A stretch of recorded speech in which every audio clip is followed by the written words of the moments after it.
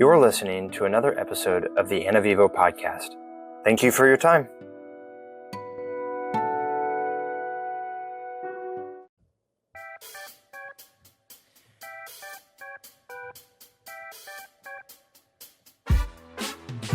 All right, welcome back, folks, to another episode of the Ana Vivo podcast. We are so thankful that you're here listening to our shenanigans this morning. I am honored to have my cousin Jessica Boyd here with us again. Always a fan favorite.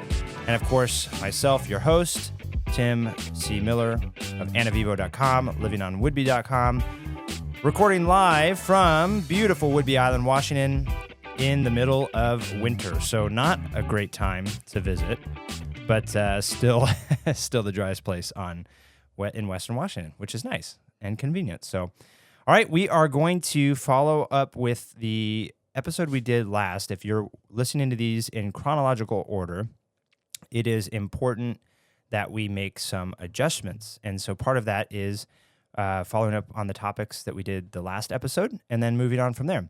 Also, to preface this, we are not a professional recording studio. And so, as such, we have a beautiful little golden doodle here with us. We have probably some children that will be running around. We have all sorts of things going on in the background. So thank you for listening to us in spite of the imperfections. And that is really the story of life. With that, Jessica. I'm going to try and pay attention to our conversation and not to Marmaduke. I'm just a dog at heart. Yeah, so last podcast, we've had such an awesome time podcasting, Tim and I. I kind of just don't want to go to school and don't want to work. I just want to be a podcaster now. This is the distraction of life that I'm providing. Great. Yeah, it's so fun. Oh my gosh. I never thought I was an extrovert, and I probably am still not, but This is a safe space for introverts is what this is. Yes. I love the gab now. I can't stop. Anyway, so I feel like we've had a lot of structured podcasts of what happened in Tahiti with your parents or, whatever. And so our last podcast was with Ben, Steve, you and I, and our goal was just to make it campfire stories of just the gift of gab, let it flow however it goes. And so I feel like in our flow chatting, we maybe got off topic or maybe made some theological faux pas. And I just wanted to go back and kind of correct some things, because I know this community, it's been really interesting and such a blessing for me to come to this community full of these amazing believers that are spiritual warriors. And, it's just kind of a melting pot here too. So some people who have never heard of Christ, and maybe that's true around the world, but it is true around the world, but this is a very special place. So I feel like, on either end of the spectrum, I could have offended someone with what I said. Which is okay. It is by okay. the way, to offend people. But the honor, we'll talk about honor later. I know it's frowned upon in this day and age to offend people, but be yourself. I am a snowflake. We have an inside joke or maybe this is just my joke and I laugh every time. Inside your head joke. Yeah, but I'm a dirty hippie, and it's true because I do deeply care about people and, do use the very I try to be very intentional with all of my speech. But I did get you soap for Christmas, so. Oh my gosh, I needed it. I was out of soap. The dirty hippie. Yeah. And truly, all my platforms are a little bit liberal. There were I was very proud of myself with showing some restraint, maybe because I'm in the presence of these awesome, military males. So I didn't go on my feminist platforms, but. On the last episode, you mean? Oh yeah, I feel like I could have gone that way. We need to have just you and Seth. And in an episode. Oh my gosh, Seth has some amazing stories. I would love. You guys both have these amazing stories from totally opposite backgrounds. But we're also at the core kind of similar. He's kind of a dirty hippie too. He loves trees. Oh yeah. He makes his own. He's kind of a pioneer lifestyle. He makes his own. He has a little wood burning stove in his house. His wife makes homemade applesauce. Even though we are politically opposite on the spectrum, we're kind of both dirty hippies. It's and like I just that love game that. Munchkin. Have you ever played Munchkin? No. Oh, you're a class and you're a race. I guess it's probably like Dungeons and Dragons and other things like that. I love the But nerd talk. you can be both hippies, Yes. but also politically. Yes, atypical. opposite Yeah, spectrum. yeah. But we also kind of have the same heart in the sense of like, I think that we are deeply passionate and go 150% sometimes, and can kind of get stuck in our 150% and have to remember, someone else is deeply passionate about their thing too, and that's okay. That may be a common trait among thirdborn or middle child Maybe, I don't know. children. What number are you technically? I am technically 2, but Okay. I share the middle. So it's like yeah. my older sister Gabe, Lauren and I are twins, and But I was you're- born 7 minutes ahead. Okay. Which never worked Yeah, in any take of it. I know, never worked in any of our arguments growing up. She was also technically just a little stronger. So, I would love to talk about this later, but we grew up very like rough and tumble karate kid family. So we would just like punch each other a lot. So she always won in those this 3-girl and 1 brother 3-girl and 1 boy, family. yeah. Which I have so many Love funny you, stories. Rich. Yeah, Rich. I gotta tell the story. I know we're already on this awesome gab. Yeah, we'll come back to the We'll come correction back to here our in a second. itinerary. But poor Rich, we really did grow up. We did like 8 or 9 years worth of pretty intense traditional karate. So my dad and my oldest sister, after 10 years of sweat and crying and blood, literally, had the opportunity to go train in Okinawa with the masters and get their black belts. Cool. Yeah, super intense. I was so jealous because I was just like, man. 6 months or a year behind my older sister. As far as like if I had kept at it, I would have done the same. But we moved to a different city for high school, so it just didn't work out. And I, for some reason, this morning I was like, I wonder. I do this over and over again periodically of like, man, in my karate years, how many push-ups do I think I did? In my nursing years, how many butts do I think I've seen? Sorry, it's true. But You just keep a random running tally of random things. Yeah, just like, oh, what a weird statistic. Just for party's sake, if I ever go to a campfire, I need... Sure. Yeah, a fun statistic, by the way. Yeah. Anyway, so we just grew up like, punch buggy. You turn the corner, you see a Volkswagen Beetle, and you punch each other. Yeah. Just like really rough and That's tumble. a sign of the 90s. Like no sense of like feminine, gentility. We're just like tomboys all the way. And so my brother, when he met his like beautiful, sweet, gentle Southern belle wife, Yeah. Shout out to Ashley here. amazing woman, just like the godliest woman that any man like would be lucky to get him. But my brother somehow landed her. You said sister. Was that a Freudian slip Yeah, sorry about that. as part of this I get confused. train of thought? Anyway, so they like met each other in this like conservative Christian college where you date very properly, and if you don't, you get demerits. Like it's very like orderly conduct oriented, and they're just like casually hanging out on the couch, and for whatever reason, just randomly, I think he was just like overcome with his love for her. He gives her a Charlie horse in the middle of her leg. He was wait. He was overcome with love, so he gives her a Charlie horse. This is just the way our family is. We love each other so much that we'll like punch each other or pinch each other growing up. Yeah. Super weird. Yeah, that's so we fun. all have stories like with our boyfriends or girlfriends of like, oh, that's not Just normal. Don't stop clotheslining pinching them. me. Yeah. I love you so much. Yeah. So I think he was just like having a good time, like feeling very comfortable, and just punched her as hard as he could. Not 50% strength. Yeah. She had this giant bruise. Oh no. In this like conservative Southern Christian college of like, oh, I promise my boyfriend doesn't beat me. Yeah. He loved me so much. And we had to have this conversation of like, you don't need to express your love with a Charlie horse. It's okay. Anyway, awesome. we can circle back to the karate years. I would love to brag on my parents a Yes, little bit. so we're talking. The last episode we had Ben, we had Steve, and you. We Yes. talked about your parents.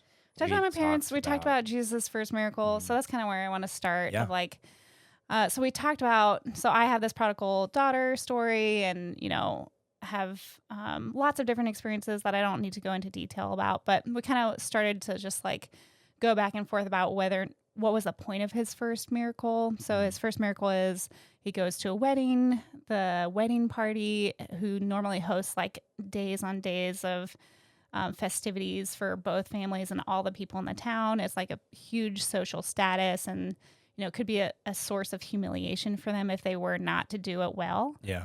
And they run out of wine in the middle of the ceremony, which is like a big social faux pas. And I think, at that time we kind of talk about like, we're kind of social media driven as far as like social status or your job or, how much money you make. There's lots of things that like calibrate our social status. But back then, I think really your position in your community was huge. Yeah.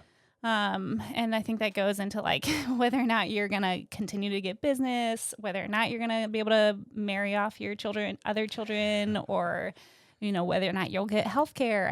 I'm sure was part of it. Whether or not, I'm sure it also played a part in their like religious status. I don't really know that part. Maybe a scholar can add in. Anyway, so we kind of got into this like back and forth about whether or not, so Jesus, he turns water into wine.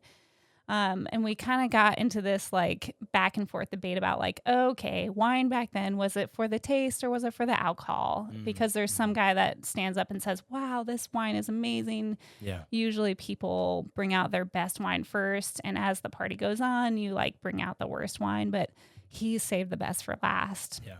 Yeah.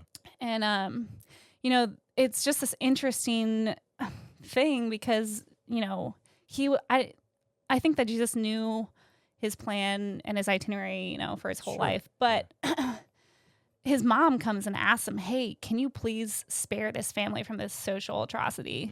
And he's like, this is not my time. Yeah. Like, I haven't started doing miracles yet. I haven't started to reveal that I'm the Messiah. Yeah. And he, does it anyway. And the point of it was that he treats this family with dignity and care. Yeah. And whether or not, it was alcoholic or, I know that's important because there's lots of ethical gray area about substances. Sure. And, whether or not you're enabling someone or making someone trip in their walk with Christ over substances, that is an important subject, but it's not the point. The point is that Jesus deeply cares about treating people with dignity. Even if it's over something dumb like your social status, which is not dumb. And I think that like has really carried over to instances in my life, even as I was like running away from God like that. I really did like grow up learning about God so much that it was ingrained in me even as I walked away from him. And so there were times where I was just like, this is the dumbest scenario. How did you, my friend, get yourself into this mess?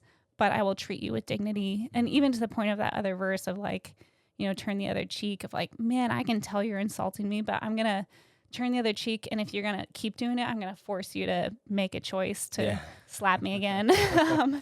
And, there's a lot of strength in that. It is radical when you treat people with dignity in their own circumstance. And take on like, gosh, I don't really understand why you care about this subject or how you've gotten yourself into this mess, but I'm going to treat you the way that you would like to be treated. Well, the way that the way that Christ would. Yeah, a little bit of both. I think, I think that is kind of the beauty of the idea. If it was alcohol, like, I know it's a slippery slope of like, was Jesus enabling bad behavior or whatever? But I think if it, the idea of like, it's a different topic. Yeah, we don't need to go down that. I am not a scholar, and I also just don't care to debate it right now.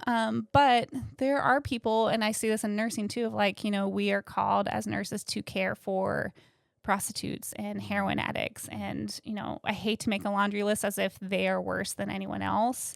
But like, Jesus went to the tax collectors and the whatever, XYZ people that, were seen as lesser than or offensive people. And it doesn't matter if like, I don't know. I hate saying this because I don't want to rank people, but it does not matter what the behavior is. Like, he still treats them with dignity. And I see that in our society today too. And that's something I'm struggling with now. Like, gosh, I walked away from the Lord and I have XYZ sins on my list. And now I have to like tell this beautiful community some of them. And I know that Jesus treats me with dignity anyway. It's just like, kind of hard sometimes. But Well, it's I mean, so many good points brought up that this episode could last I know forever. for hours. And this is just But, a basic concept yeah, of who it's just it's his first miracle. It gets more radical after that. it gets more radical, but it's also part of this testimony that the Lord has allowed in your life and my life and in our lives to come alongside others who already think that. They think they're less. They think that they're not redeemable. They think that they're not worthy of that dignity.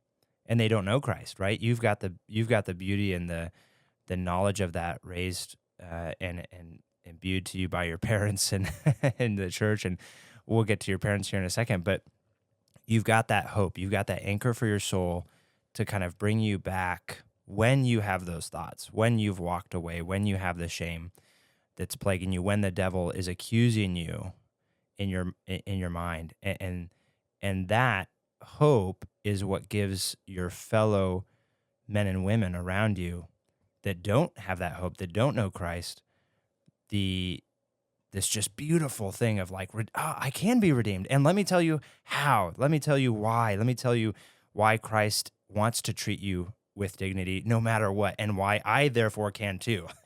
And trust me, I've seen it. I've been there. It's what is that, farmer's insurance? I know a few things because I've seen a few things or whatever. like the Lord has allowed this testimony to be part of your life and our lives for this reason, for his glory, to the benefit of our brothers and sisters around us. And what a cool it's thing. so radical, and to me, this reminds me of you. I'm glad that you're on this podcast because I feel like a specific story. Yeah, welcome to my podcast. But like you have a specific story that comes to mind for me. That you've told me.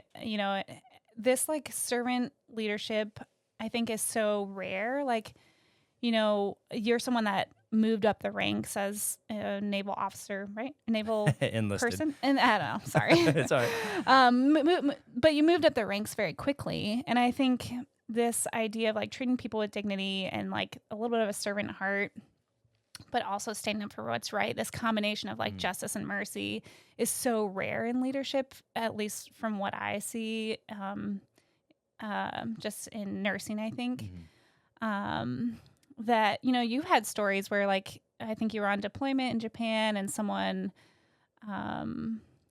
got drunk and hurt their fingers, like broke their fingers. Cut them all off, all three of them. Oh, goodness. Severed. Yeah, tell the story. We're going this way? Yeah, just an example of like example. treating people with dignity. Justice and mercy. And it's a beautiful form of leadership that is radical, I think. So we had this young sailor who was coming off of Liberty, and at the end of the day, depending on your rank, you had to be back on the ship at a certain time. And so we had these little Liberty boats that would take our sailors to and from the pier. This was in Hong Kong, and the aircraft carrier is too large to pull up alongside the pier, so we're having to ride these little Liberty boats back and forth. And he was coming back. He was so intoxicated that when he went to step onto the Liberty boat from the pier, he missed it, and so he reached out instinctively to steady himself and put his hand right through a window. And the glass, he caught the frame of the window to steady himself, but the glass severed the last three of his fingers on his right hand. And the MAs were incredible. Everybody that was there, on the scene were amazing, and picked up his fingers and put it on ice and brought him back to the ship. And within a few hours, we were launching off the aircraft carrier to Okinawa, which was the closest hand surgeon that could, in theory, sew these fingers back on and give him the use of his fingers. And so, And so part of that story, the justice and mercy, is as an E5 at the time, there was so many other E5s and E6s to choose from, but the Lord had blessed me with the love for the people in spite of, and being at sea can be really rough and really, it feels a lot like what I imagine prison would be like. I mean, the food boxes literally say down in the storerooms, not suitable for prison consumption, and we're being fed that. So it feels a little bit like that, but you're all in it together, and so there's this idea of striving together, and so the leadership chose me to accompany the sailor to Okinawa. So I got a month and a half, or maybe almost 2 months of getting away from the ship, which was a huge blessing. But then also as a Christ follower, he was my ward, he was my charge, and he had to go everywhere I went. And it was over Christmas, and I was going to church, and I was going to the refuge there, a Cadence group in Okinawa, and Mark Oshman, who was leading at the time, and we were there for all the holidays, and every time we could get a chance to open the Bible and encourage him, and he had to be stuck to my side, and so he didn't enjoy that, I don't think, the whole time, but he got to see how a community of people was supposed to treat each other. And he was a young E2, E3 that just joined the Navy, and he had seen how communities treated people already from a different side, a non-believer side. And so seeing this family come together and welcoming him from around the world, and nobody knows us, and they're bringing us into their home and feeding us, and just treating us like what it's like to be in the household of God as a family member, was just amazing for him. And he was really encouraged and blessed by that time, and I was really encouraged and blessed by the time. But there's more to the story that I could keep going, but yeah, just a neat example of how God can be glorified through the suffering and pain and really trauma of losing your fingers, but how he can then use that to draw people to him. And if we as Christ followers are open to that, despite what Satan is discouraging, I mean, there was a lot of self-doubt in my life at the time of, I'm not the one you should be sending, I'm not capable, I'm not whatever. And but being open to the Lord to be used in that way was just an awesome experience. That's awesome. I just love, I love seeing you, because we talked about this, and we'll probably circle back to it in depth, but I listened to a sermon a couple years ago about justice versus mercy, and your dad has this great analogy of mercy is the anesthesia, justice is the scalpel. And Jesus has both. You can't survive a surgery without anesthesia, but if you don't get the surgery, then you're going to die of whatever ailment that needs to be removed.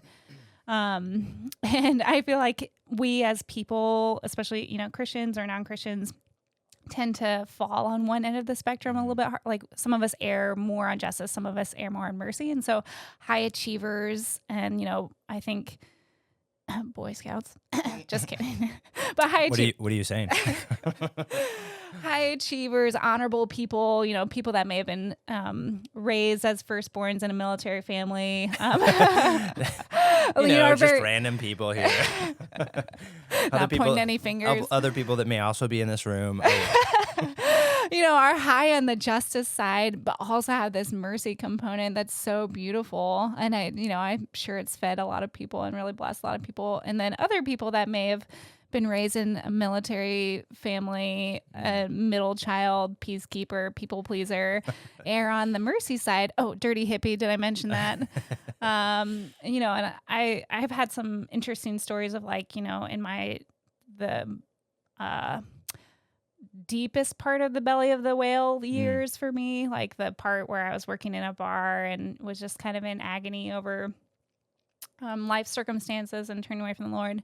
There were times where I was the only sober or the most sober one of my friends, so would be the one to go bail someone out of jail. And I think I've had to learn the hard way of oh boy, that's too much mercy, and now I'm being manipulated. And I think there's, I think the best is somewhere in between of a balance of justice and mercy. Right. But it is super interesting. All my family is super high achiever. And so by proxy, I feel like I'm on the achiever spectrum. And so as I've done travel nursing this past year, I've kind of been amongst people that are working very hard, and very high achieving doctors who have, created a program out of nothing. I was in Wenatchee. So just this, specifically amazing woman who, she's this type of doctor that there's not many women in that field. She came out of the Army, just brilliant person, but had very high standards for her. And I guess I should say, and had very high standards for the nurses working there. And it was also just a time of like, COVID era where everyone is running ragged. Everyone's at it, like the training wasn't there. So they're doing the best they can. And so also having this mercy component, especially from your leadership, is so important. Yeah. And so to bring that full circle, you as a mercy person, in part of your testimony and part of bringing this back from the previous episode, your parents had raised you in the church. Yeah. And there was an honor in that. And there was a lot of stuff that we had talked about the last episode that you had wanted to mention. Yeah. So I kind of, I was just kind of riffing with, my pals, my cousins that know. My boys. I talk about my parents all the time. And sometimes it's like, yes, she does. And she loves you very much. I love them so much. So I wanted to clarify. I feel like I kind of like disrespected in a joking way of like, my dad's a Boy Scout and my mom, we should ship her brain off to space because she's so brilliant. Which are all true things. They are all true things. But I just wanted to take a second and really like explain how awesome they are and just tell a little anecdote about, the best things. Yeah. So my family life is kind of cool. Both my grandparents, my grandfathers were naval pilots, and I think they flew. Maybe you know more of these details. They flew the same plane. So my mom's parents, and they kind of knew each other. They were stationed together on the East Coast at some point, which is how my parents ended up getting married. 30 years later or something. Rhode Island, I believe. Yes, Rhode Island, yeah. So just to bring it a little bit more concise, sorry, I could really go and ramble.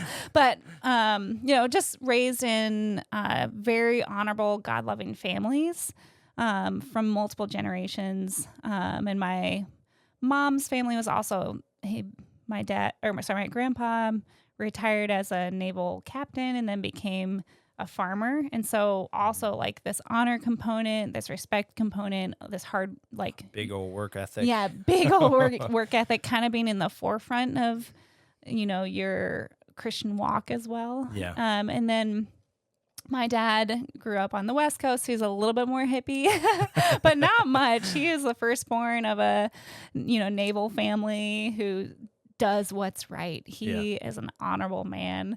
But he also just has an incredible work ethic. Like he took all 4 kids to karate. We very rarely missed a session for 9 years. And he, I can't remember this story I had picked out for him, but he has so many instances where he, was like a pillar in the community, or like, there's multiple times where he would help other people, but then also work so hard that he would like break a toe and keep fighting. So just like, set this standard of love and justice combo, and I don't know, hardworking. And then also did, train with the masters in Okinawa, which is crazy. Yeah. And then my mom is this very, very sweet woman who, like, in your free time, like when outside of her occupation, you would never guess what she did, because she's like this sweetheart that loves animals and loves children and like, kind of soft spoken, I think, in normal life. But in her military career, she was in the Army and she did communications through Desert Storm. I'm going to butcher some of this because I barely know. She's such a top secret person. She just kind of gave us like glimpses of what she did. But anyway, she ended up doing some sort of like satellite communications stuff with Joint Chief of Staff in the Pentagon. Just a super brilliant person who was able to communicate with like high level people. And then as she turned civilian, she went into satellite communications with a couple different companies, but eventually Lockheed Martin. But that's like the nutshell of what I know of her. But then she's just so unassuming. She doesn't talk about herself a whole lot. So it wasn't until like college where we're like going through her boxes of memorabilia in her closet where we found like a magazine of Soldiers of Fortune, and there's a picture of my mom on the cover. in like her, what is that? Her camo and like this AK-47 and this like 70s shag hair. That's my mom. Yeah, whoa, Mom, what is this? Oh yeah, I was on this, on the cover of Soldier of Fortune for being one of the first women to jump out of an airplane for the Army. Like, what? Okay, Mom. So yeah, I have so much to brag about with my parents. But we all also were kind of talking earlier. I think there's some pros and cons of being raised in a family that is so honor based and everyone does what's right. Yeah. This will tie into the topic for today in the honor based society. Yeah. Well, and I think not everyone's raised like that. Mm-hmm. So I do see a lot of beauty in it, like having self discipline. Like as a young kid, just going to karate, we would talk about respect and discipline and honor. And those were things that we already practiced in our life at home. Yeah. So, it kind of makes me laugh. Like now, I talk about this all the time, but there's this TV show called Space Force. Is that what it's called? Yeah. With Steve Carell. Yeah. And there's this one episode where he gets sent to space with like a bunch of other people as a trial to see if we can send civilians to space. So it's like this artist and I don't even know, all these like non-military people. And they're just like, their clothes are everywhere. They're like, sculpting inappropriate things, like just doing all the fun things. And he like goes into his room after seeing like just the community is just in shambles. There's no order. And he goes in and he makes his bed and just like starts crying and has this existential crisis. And so that kind of reminds me a little bit of my childhood and my family of like, certainly we weren't perfect and always clean, but we had this expectation that you rise early, you take your 7-minute military shower, you make your bed, you do what's right, you honor God. Yeah. And so, this is a lot of babbling, but, I just kind of see now as an adult of like, I lived that life for pretty strongly for like 23 years, just as like this people pleaser. I really loved God, on whatever scale of understanding that was, and really loved my parents and wanted to honor them. So really didn't fall out of line till I was like 23. That was your framework. Those were your left and right limits of who you were and your identity. And and I really loved that. Like I, went to public school for most of my life and then went to a private school for high school. And when we got there, like the culture there was to honor your parents. And I was like, yes, these are my people. Well, hello, nerds. Like, I love it here. But then, the first time I really, had questioning about my faith and encountered, life outside the bubble, which was an extreme contrast because it was in a bar, like a pretty dive bar. Yeah. It's like the only job I could get at the time in 2008 as a French major. I kind of had this thing where like, oh, wow, I step out of line just a tiny bit and I'm done. I've dishonored my family. I've dishonored the Lord. Yeah. And it was just kind of like at the same time of also experiencing like loss of a couple friends, like this existential pain I had never felt before. Yeah. And so I couldn't wrap my mind around that either, but it just kind of happened at the same time. And I just decided like it's an all or nothing thing for me. And I didn't understand grace either very well. Like I knew that Jesus like gave us a gift that we don't have to earn, but I didn't understand like, and I will mess up and that gift is still like relevant to me. Like, and so, we were kind of just chatting about like, now as I'm older, like I had this like small obsession with, not obsession, but like interest in Japanese culture, like this very honor-based society. As most young Americans do for some reason right now. Oh, is it? I didn't know that. Maybe that's just a West Coast thing because I feel like Denver, it's not as strong in Denver. Yeah, I don't know. The anime culture is not strong in Denver. Oh, definitely anime. That's true. There's also a show called Beach House. It's just like a Big Brothers type of thing. Japanese version. Japanese, so it's super polite. There's no swearing. There's very little drinking. Like when someone's interested in another, person, they like politely take them on a coffee date. Like, and they talk about like, they'll make dinner together and talk about like doing the best you can at whatever career you have, and like Yeah. how can we function as a community in this Wow. house? Yeah, so it's just like very So opposite. wholesome Yeah. comparatively to what the American versions Yeah, are. but I think the difficult part, and I'm not an expert on Japanese culture, but there are a lot of instances in Japanese culture where like if you step out of line towards your community, or if you fail, then you might as well just there's a high suicide rate with failure. A big shame culture. Yes, that's that whole thing of like high honor, high shame. And so I feel like I can see that in my life too, of like, step out of line, might as well just commit spiritual suicide, essentially. Do you feel that from the Lord, or do you feel that from your family? I don't. Like that line, is that line drawn by your family, or is it drawn by the Lord in your mind? I think some of it, I've spent a lot of time reflecting on this recently as I've become a Christian again. And maybe I've spent more time, like even before becoming a Christian, of trying to figure this out. I think some of it's my personality of like wanting to please, wanting to achieve, wanting to do the best that I can. Sure.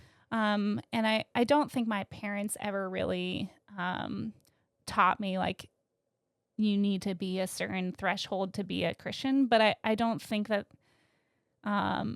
I think it's just kind of in our culture of you do what's right. Like you do these things. Yeah. Very justice, very righteousness. Yeah. Very honor based. And I don't think there's anything wrong with that. Because they also did teach me grace, and they also did teach me forgiveness, and they taught me kindness, all these things. Yeah. Just for whatever reason, part of our culture, like I really, I think I never did anything wrong as a little kid. Yeah. I really didn't. Like as a middle school, high schooler. Yeah, you're a perfect child. Yeah, as the one kid that I did what I was told. And so I never had to work through that process of like, oh man, someone's, mom or dad is mad at me. Like, we have this story of, I'm a twin sister. My sister is very strong-willed. And so even as really? Lauren? Yes, Strong-willed? in a beautiful way. Like she's this entrepreneur. We love you, Lauren. Yes, entrepreneur. She's made her own company from scratch and made it stay afloat through a pandemic. It's just the best personality. And as a little kid, that comes with like wrestling with your parents. As they, even as a young kid, as you're learning to say no. So like at the age of 3, she would need a lot of spankings. I know that's a big, bad word these days, but that's how my family did discipline. And so she would, have this like terrible fight with my parents, even as a very young kid, just establishing her strong will. Yeah. And they would spank her, and I would go and draw a little broken heart in crayon on the wall. And my parents were just like, we will never spank this child. We will give more spankings to her sister.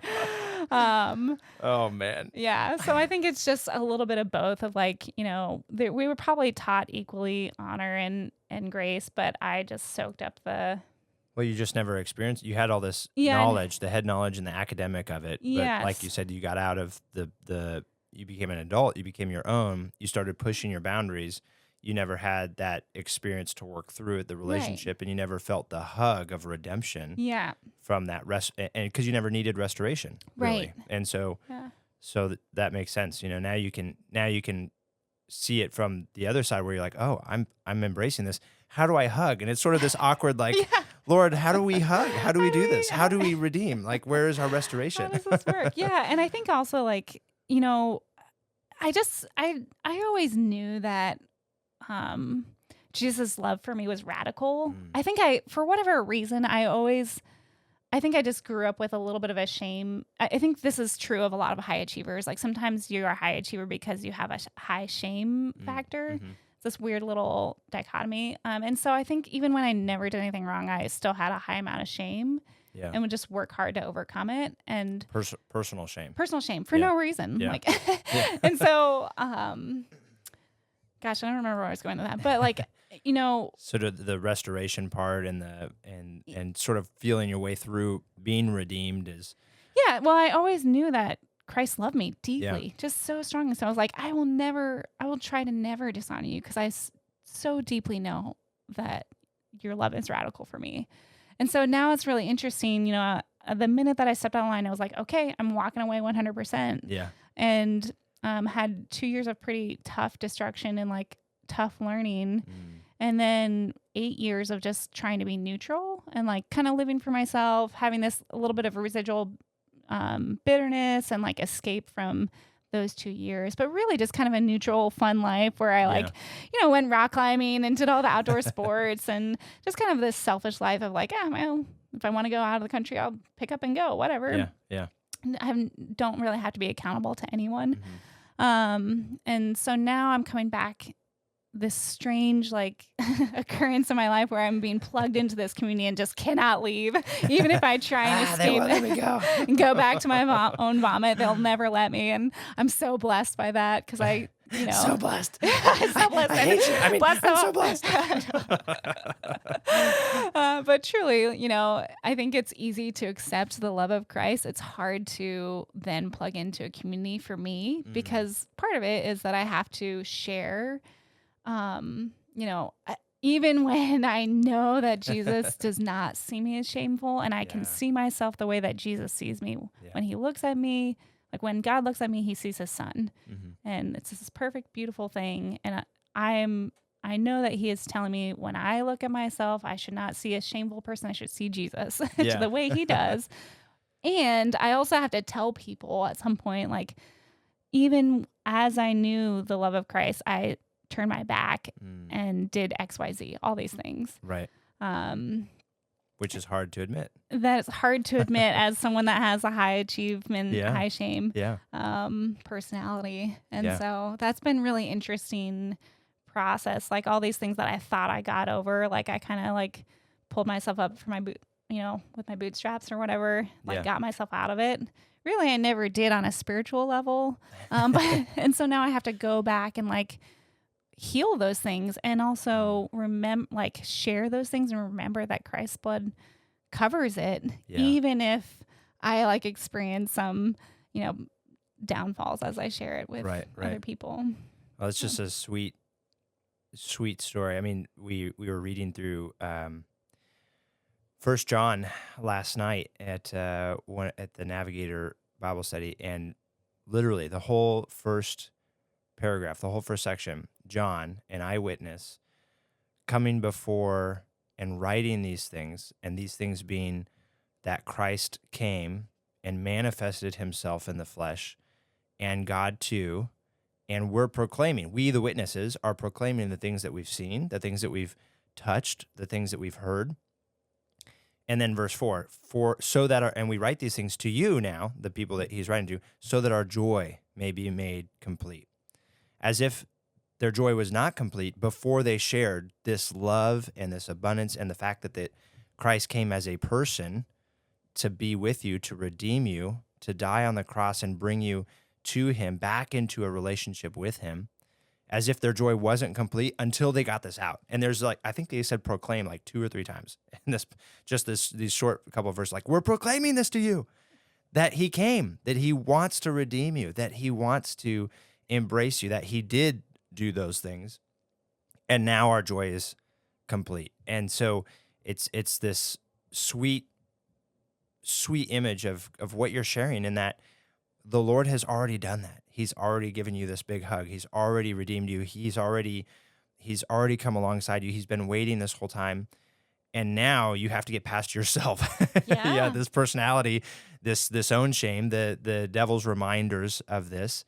And part of the verses there is we proclaim these things that are fellowship, that we do for the fellowship of us, the other believers, so that we can do this. And I think a lot of that goes into what you're saying, goes into the fact that you're here for an extended period of time. You're physically located somewhere amongst other people that are therefore getting to know you better than traditionally where you would just pick up and go. Yes. And I see that in myself a lot, where you're in my office here and I've got how many maps up on the wall, and I just love going places, and there's probably, if I peel the onion back enough, there's a part of it where it's like I'm running from something or to something. To see my flaws. Right. Exactly. I can, and there's a military culture. I mean, we're both military, raised by military parents, and there's a culture where we're just, I only have to endure this for a couple of years, and then we move to a new community, and we're really good at adapting to any situation. But the downside is we're not really good at putting down roots and really being vulnerable Yeah. with other people in our community. And that was a huge burden for me to come back to my hometown here and decide, oh shoot, I'm married, I've got kids, we're gonna settle down here. And what does that actually look like? And there's a huge fear component in that I had to wrestle through. And I still want to go. I still want to travel. I still feel the itch and the call to look beyond my borders here and go out for that reason. That shame reason, I think a lot of like, I don't have to be vulnerable to these other people, this different culture, these people that don't know me. I can hide who I am. I can just let them see the parts that I want to see. But now I'm here and everybody gets to know you. And like you're saying, they're all like, oh, Jessica, tell us about yourself. And you're like, oh, great. I have to be vulnerable. But back, 1 John again, that fellowship is what allows us to be part of and is really the part of Christ's family. And it's a beautiful thing when we can work through this and realize it and right margin in our life. We're so busy and allow ourselves to be so distracted easily. We don't have a whole lot of time to just sit back and think and ponder these things and say, okay, how do I overcome this? How do I look into myself? How do I work through my own core values of what that is to me? And so I think this is cool. And I'm so blessed. This community is so interesting because there are amazing people that are leaders here and like, I want to be that person. And there are also people that are just like me that I have learned, like, I feel like my life has kind of been divided as far as like a Christian that did everything right. Yeah. And like, studied and, meditated, did I felt like I did the list pretty well. Or a non-Christian who did all the things wrong that were wrong. Sure. And so it's been such a blessing for me to see, adult Christians who have to live out like, gosh, there's a lot of gray area as a Christian of like, how should I behave? And sometimes you're figuring it out and whether or not you are making a mistake or you're not making a mistake, but it's just not clear what you should do. You kind of have to lean on the Lord and His grace. Yeah. And so it's really been a blessing for me to see people that have worked through that spectrum of like doing something not quite right and then coming back to the Lord and being led by grace. Yeah. I don't know if that makes sense, No, but yeah. It's been a blessing for me just to see adults actually be function. Stuck here and witness that in the community, but also outside of witnessing it, also be forced to do it yourself a little bit or taste it. Yeah, because I really, I feel like I'm kind of transported into my childlike thought process as I'm coming back to Christ because I go back to the memory of, the last time I really followed Christ, which was like in my 20s. Now I'm in my, mid 30s. So it's being modeled to me by these other adults that like, oh gosh, it's not an easy process. And it's impossible to be perfect. And, right. And also the benefit of like, if I could transport myself back 10 years and like remain faithful to Christ of like, what would that have looked like? Just like struggling with grief or struggling with sin, but still trusting in the Lord and letting that be imperfect. Yeah. Like there's a lot of provision and safety in that, even though it's not perfect. Yeah. It's such a hard thing being human. Yeah, it is. Yeah. And I'm so thankful, there are things that I would love to erase about that time in the belly of the whale, but I'm so thankful. It's like part of you. It's the scars. Yes. There's a Disney song. I'm not going to try and sing it. It's a Moana Come on, song. do it. Oh my gosh. It's just so funny that, God kind of called me to go to Tahiti. Yes. When your parents got into an accident. Did. Yeah. Well, he opened all the doors and I just kind of fell through the doors as like a new believer who didn't know what it meant to be called by God. But for years I've been obsessed with Moana, which is like based on like Polynesian culture. If you don't know Jessica, she's a walking Disney character. I am a walking dirty hippie Disney character. So it's just so funny and ironic that like this amazing miracle happened in my Disney dreams. And you're living out your Moana life in the island of Tahiti while simultaneously being a heroic nurse to my parents as well. Just all in a day's work. All in a day's work. Yeah. But, yeah, There's a song for that. I'm sure there is. I don't remember what we were talking about, but I've been Scars. It's hard being human. Hard being human, yes, but I also just it's sweet, it's and we'll kind of wrap it up this intro here in that the Lord doesn't use perfect people, because then what would glorify him, right? Yeah. And what would encourage others? And I say this all the time, but we were saved. The Lord saved us and left us here. He didn't save us and bring us home, which would be sweet. Yeah. Boom, you're saved. You're in heaven. Woohoo! Done. He saved us and left us here for two primary reasons. One, to encourage each other, fellow brothers and sisters, as we also are going through this life. And two, to bring others that are not part of the family into the family. That's it. There's all the ways of doing that. There's all the schemes of man, of the logistics and the plans and all those things that come alongside all of that. But it's for this vision of remaining here behind. And Christ describes this to his disciples as he's leaving them. In the end of Matthew, he says, I'm leaving you here for these reasons. And then he goes into the Great Commission. And it all boils down to encouraging each other, 2 by 2s. I think one of our navigator missionaries here mentioned it. My dad mentioned it before. Christ never sent the disciples anywhere by themselves. They always went 2 by 2 to encourage each other as they're going. And then secondly, to bring those people into the kingdom. He only sent one person out by himself ever, and that was Judas. And we know what happened to Judas.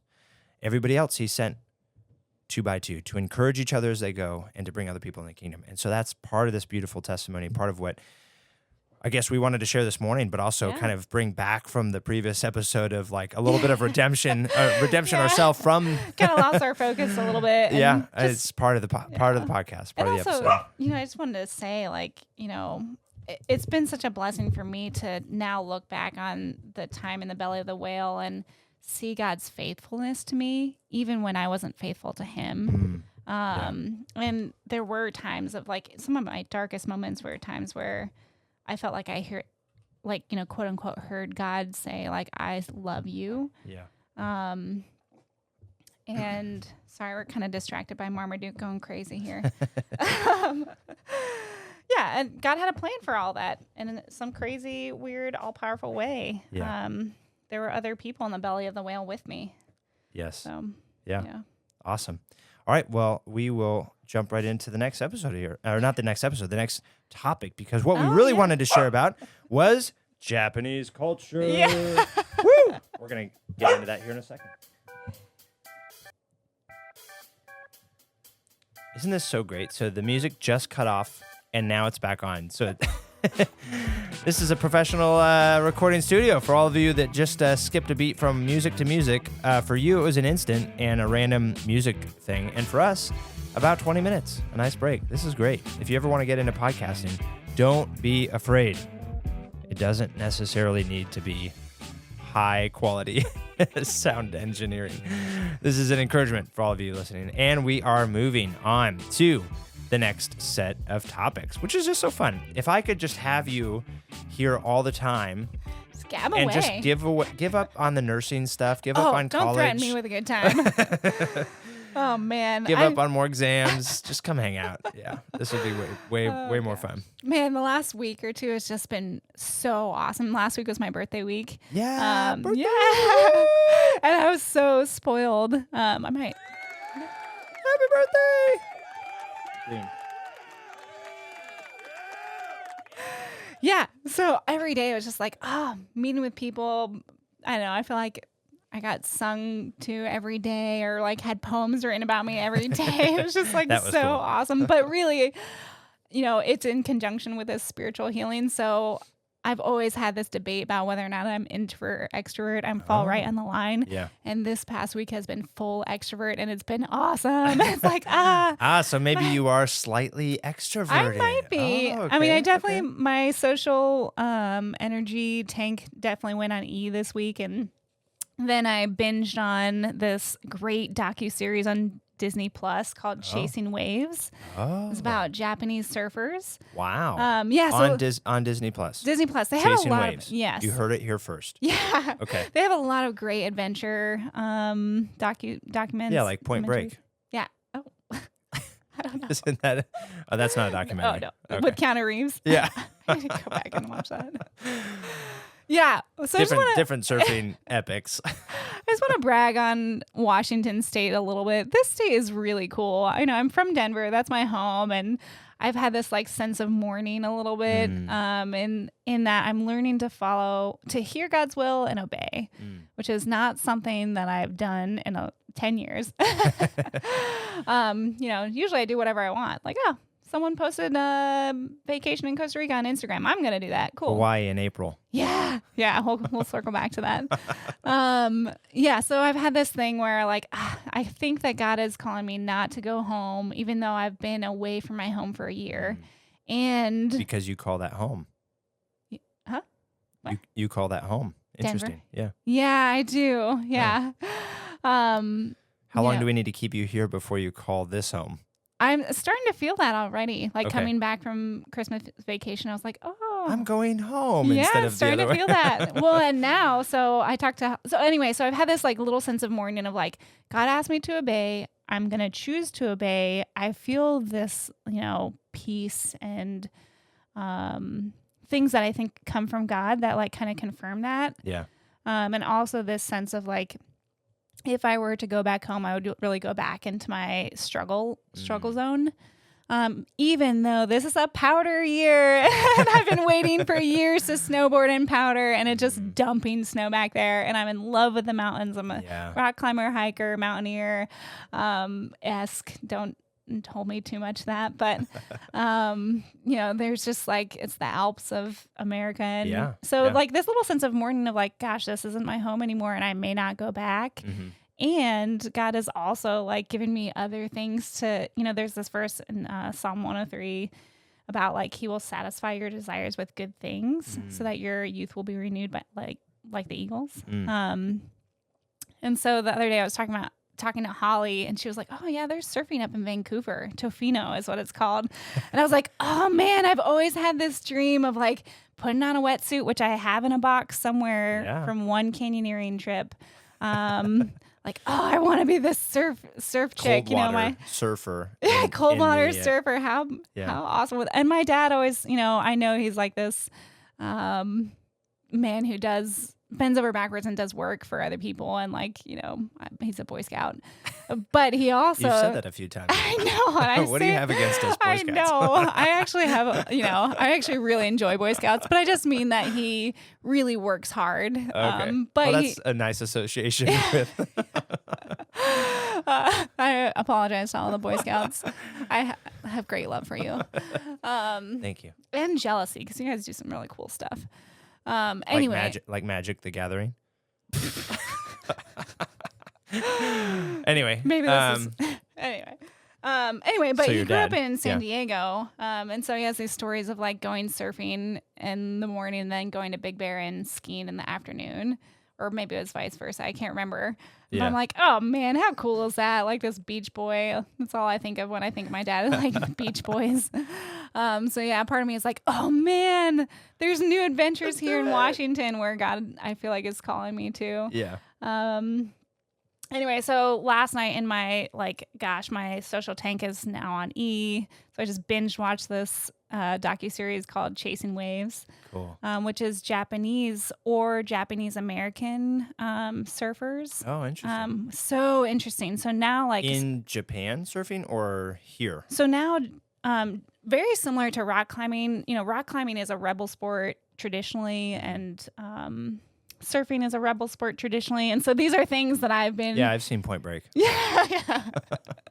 These are things that I've like kind of been my vibe the last, 8 out of 10 years is Right. like just kind of a rebel without a cause. Yeah. I'd say 2 years was a rebel against God. And the rest of the 8 was just rebel without a cause. So like all these like, kind of outlier sports are like call to me.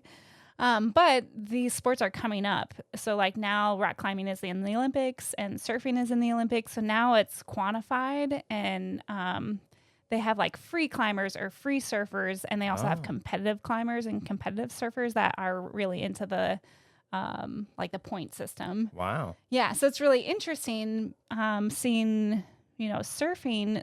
So now this docuseries is so interesting because I don't know that much about Japanese culture, but my view of it is like very honor based. And I think that's pretty true. Obviously, there's the opposite side of the coin with honor too in every culture. But like we just talked about, honor and shame. Yeah. So, traditionally, surfing is a rebel sport.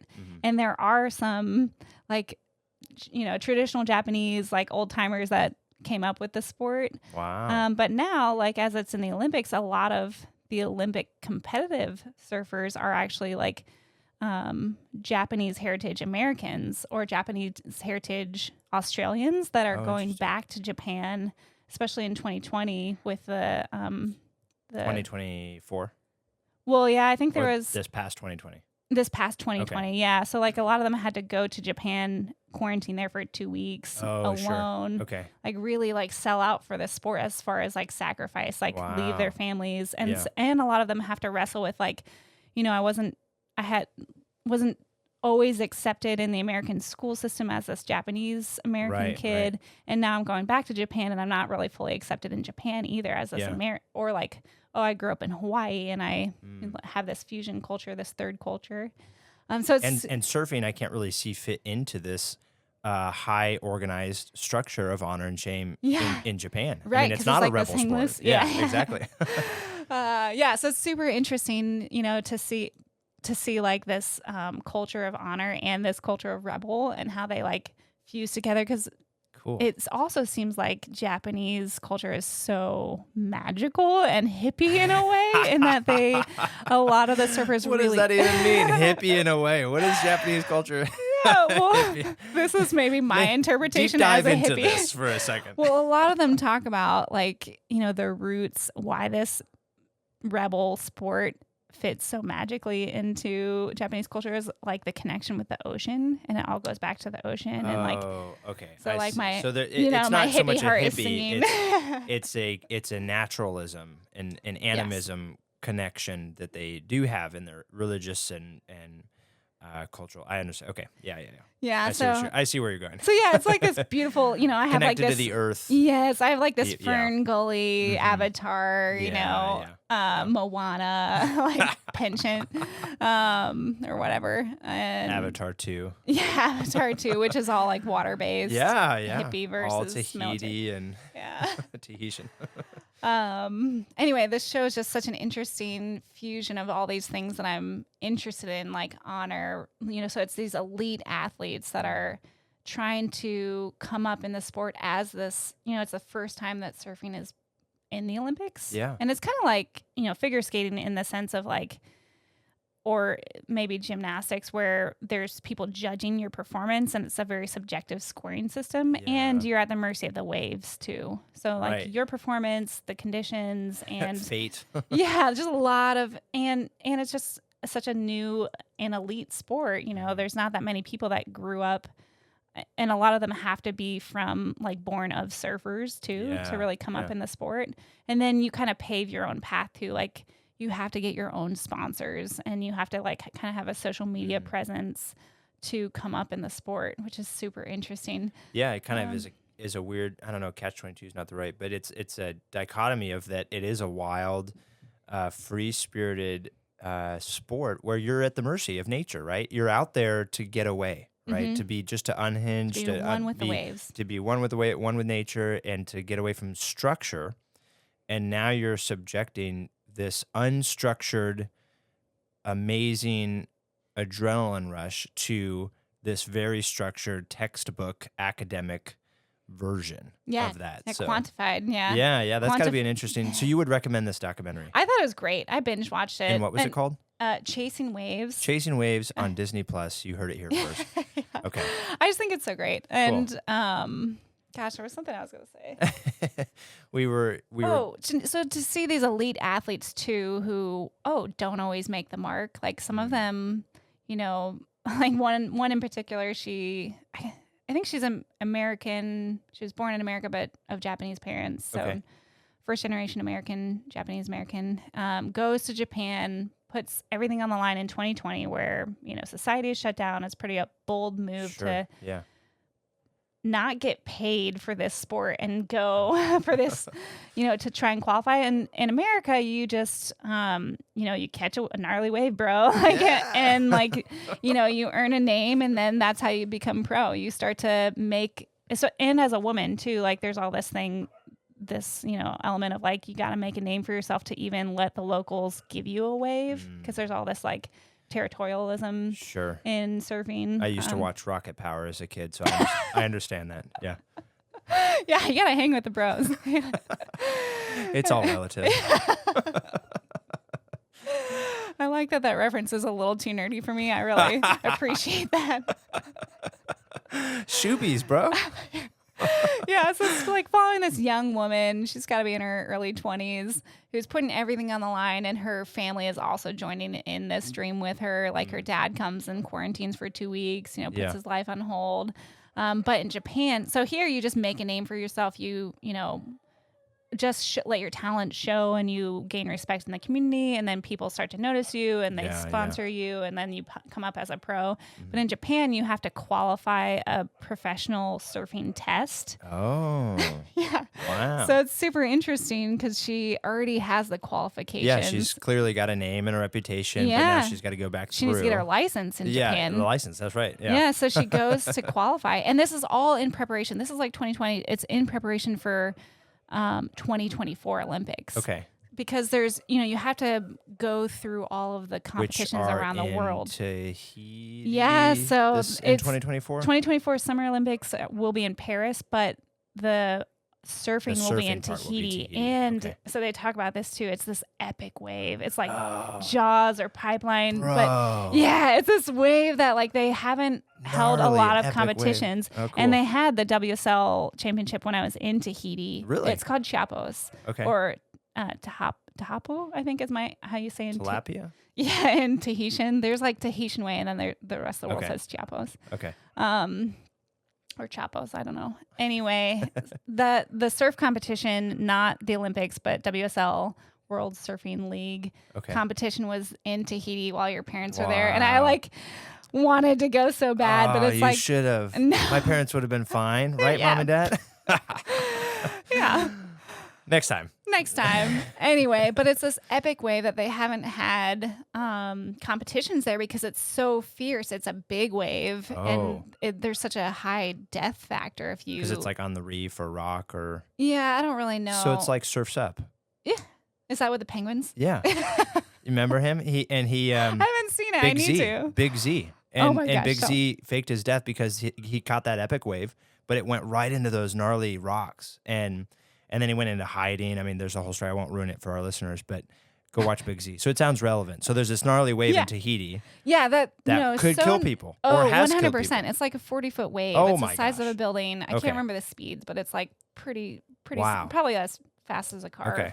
Really fast. And that's what they'll be competing on for the 2024 Yeah, Olympics. The first time that a competition is so far from the main city. Yeah. But, Tahiti is owned by France. It's, just a short plane for ride. now. Yeah. For now. For now, by France. 2024, so it might not be. April of 23, it might be independent. Yeah. So I don't know. Oh man. Well, yeah. The take political your bets now. scene is take your bets now. We're intrigued. This is next year, so we'll see. Yeah. Oh man. Okay. Yeah. Cool. So, but yeah, Chapos. Okay. This giant, gnarly, big wave. And so this is all in that documentary we need to watch. Yes. Okay. Docuseries. Yeah. Docuseries, yeah. And you can hear my dog sharing his enthusiasm in the background. I think my family has left. For those of you listening, we again just a plug to appreciate you for following through the poor sound quality that we have on our podcast.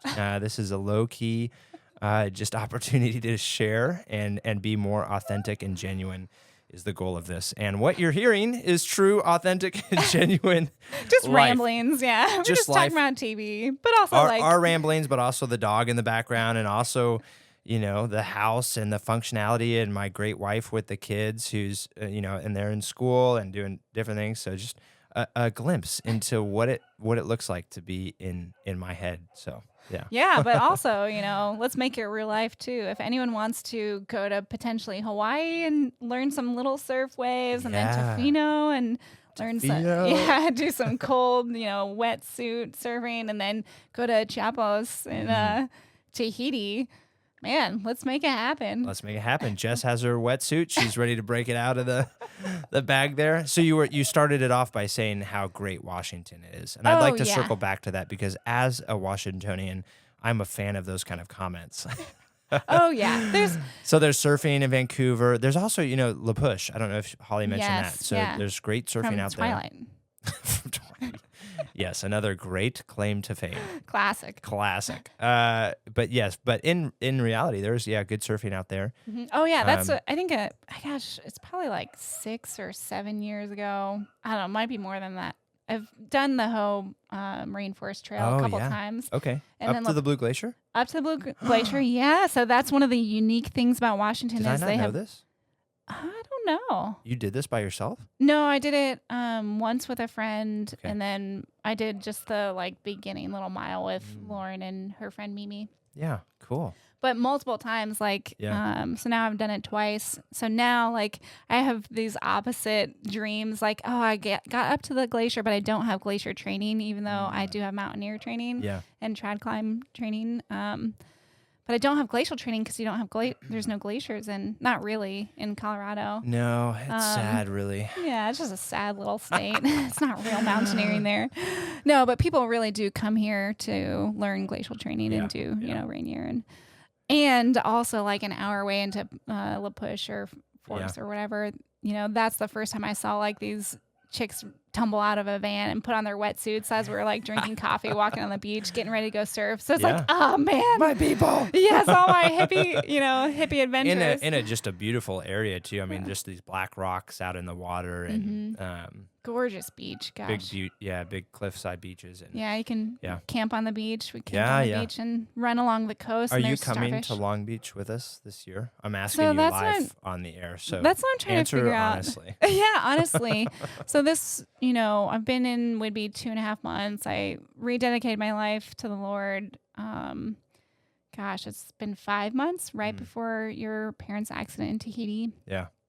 And the Lord has perfect timing, always. Yeah, but it's trying to figure out what his perfect timing is. So when I went to Tahiti... Or the meaning for it. Yeah, what is his will? What does he want me to do? And this is the first time I've cared about not just God, but even other people. Usually I would just take off and a nomad. Yeah, go on a trip on my own. Stop exploring to see adventures is to die. And that's how I feel. I feel like you've got that in you. Yeah. And now, what does it mean to settle and actually not just take off? Well, yeah. What does it mean to have purpose with this adventurous spirit that God has given me? Right. Okay, can I go to Hawaii and bring a bunch of people that want to also learn how to surf and have some Bible studies there? How can I use this? I think all of our goods and bads are all of these attributes that we have can be taken good or bad, but they're really attributes that God has given us. So this hippie sense of adventure can be used for God's glory. It certainly can be used to run away from God too. Sure. The history of surfing and climbing is like acid dropping, deadbeats, which speaks to me in a way. But I want to honor the Lord. So anyway, when I got to Tahiti, obviously I was there to be with your parents and be on that recovery mission. But part of my heart was also, I don't know the right word, but there was something going on in my heart because the last island I went to Puerto Rico and Costa Rica and Thailand over the past couple of years, 10 years, but part of my heart is still in Haiti and probably died in Haiti. Wow. Which is a great segue into listeners, if you're listening, upcoming episode is the story of Haiti with Jessica, and it's a pretty it's an awesome epic. Yeah, Sure, we'll it was an epic. that. Yeah. And maybe it's time to talk about it now. I don't know.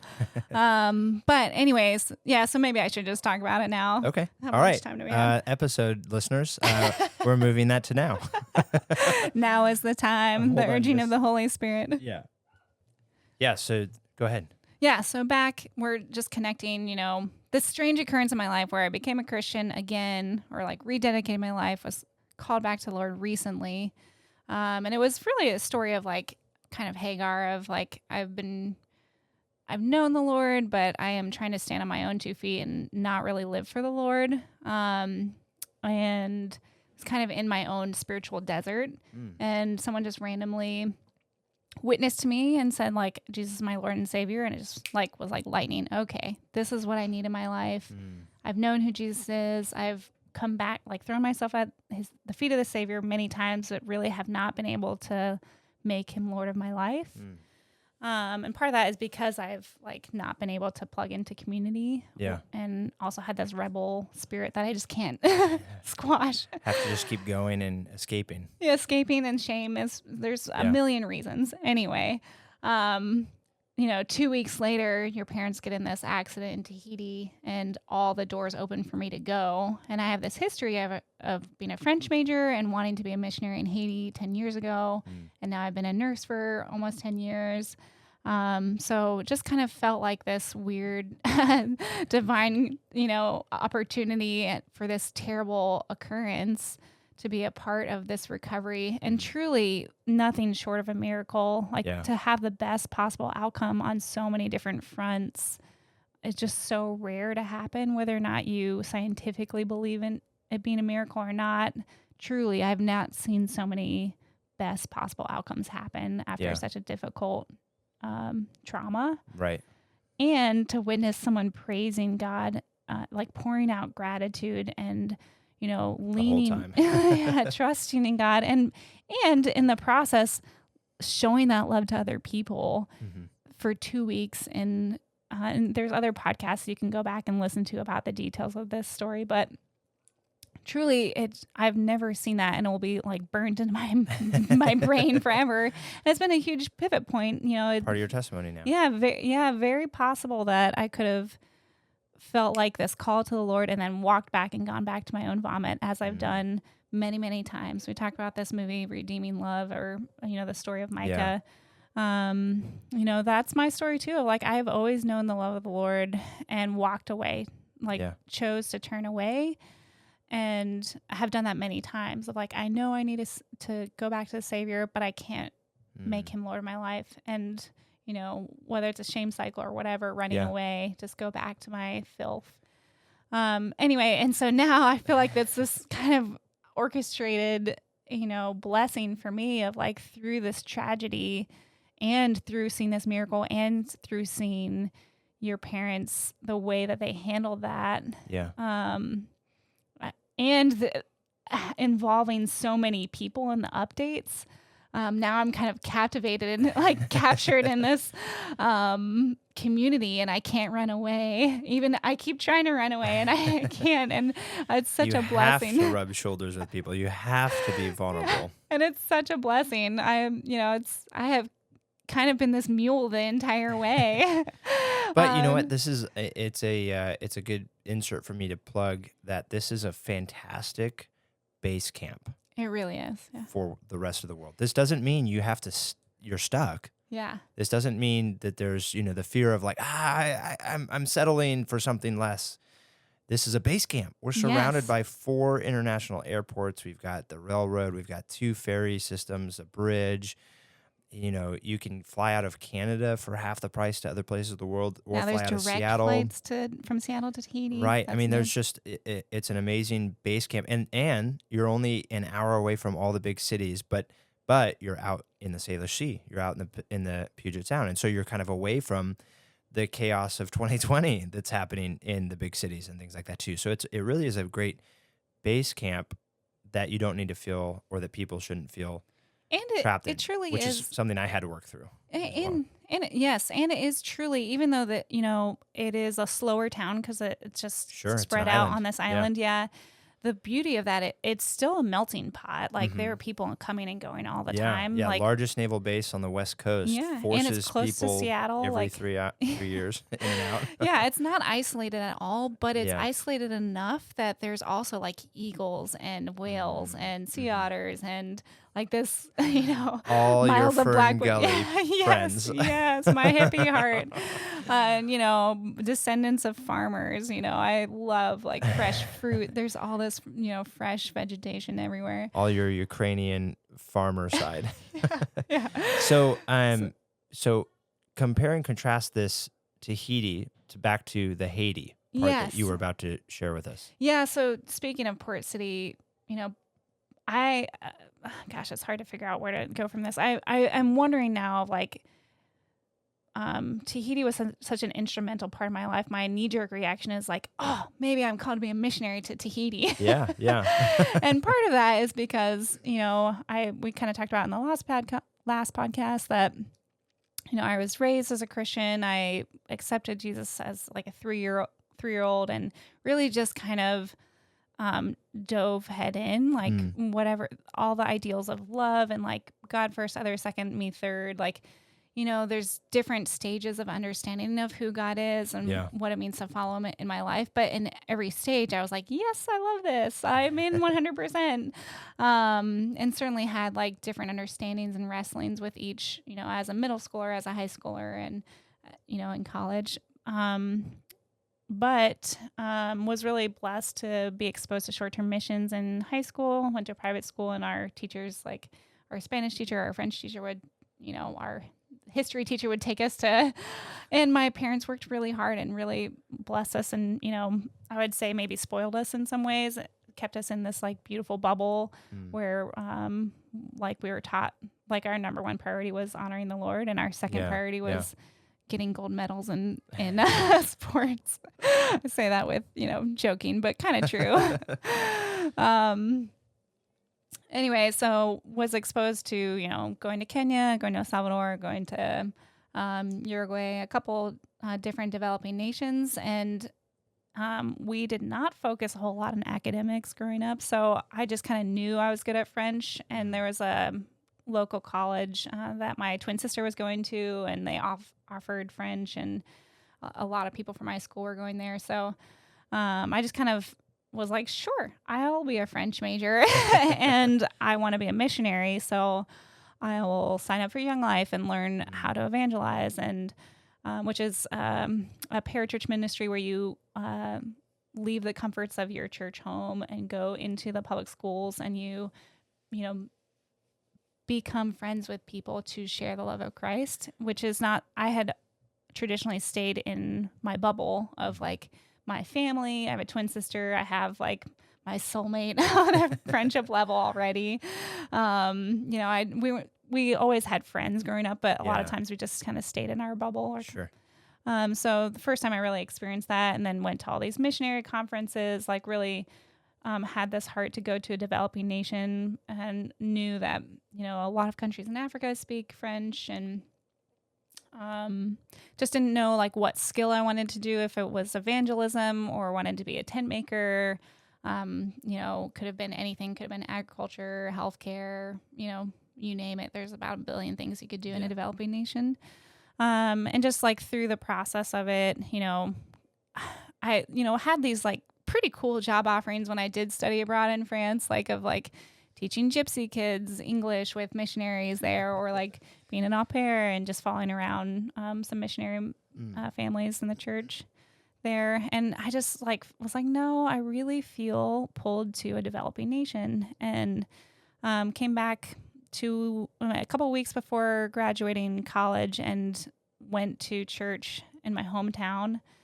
And they talked about a medical mission to Haiti. So this is from the East Coast, so there's a lot of missions trips and organizations that go into Haiti.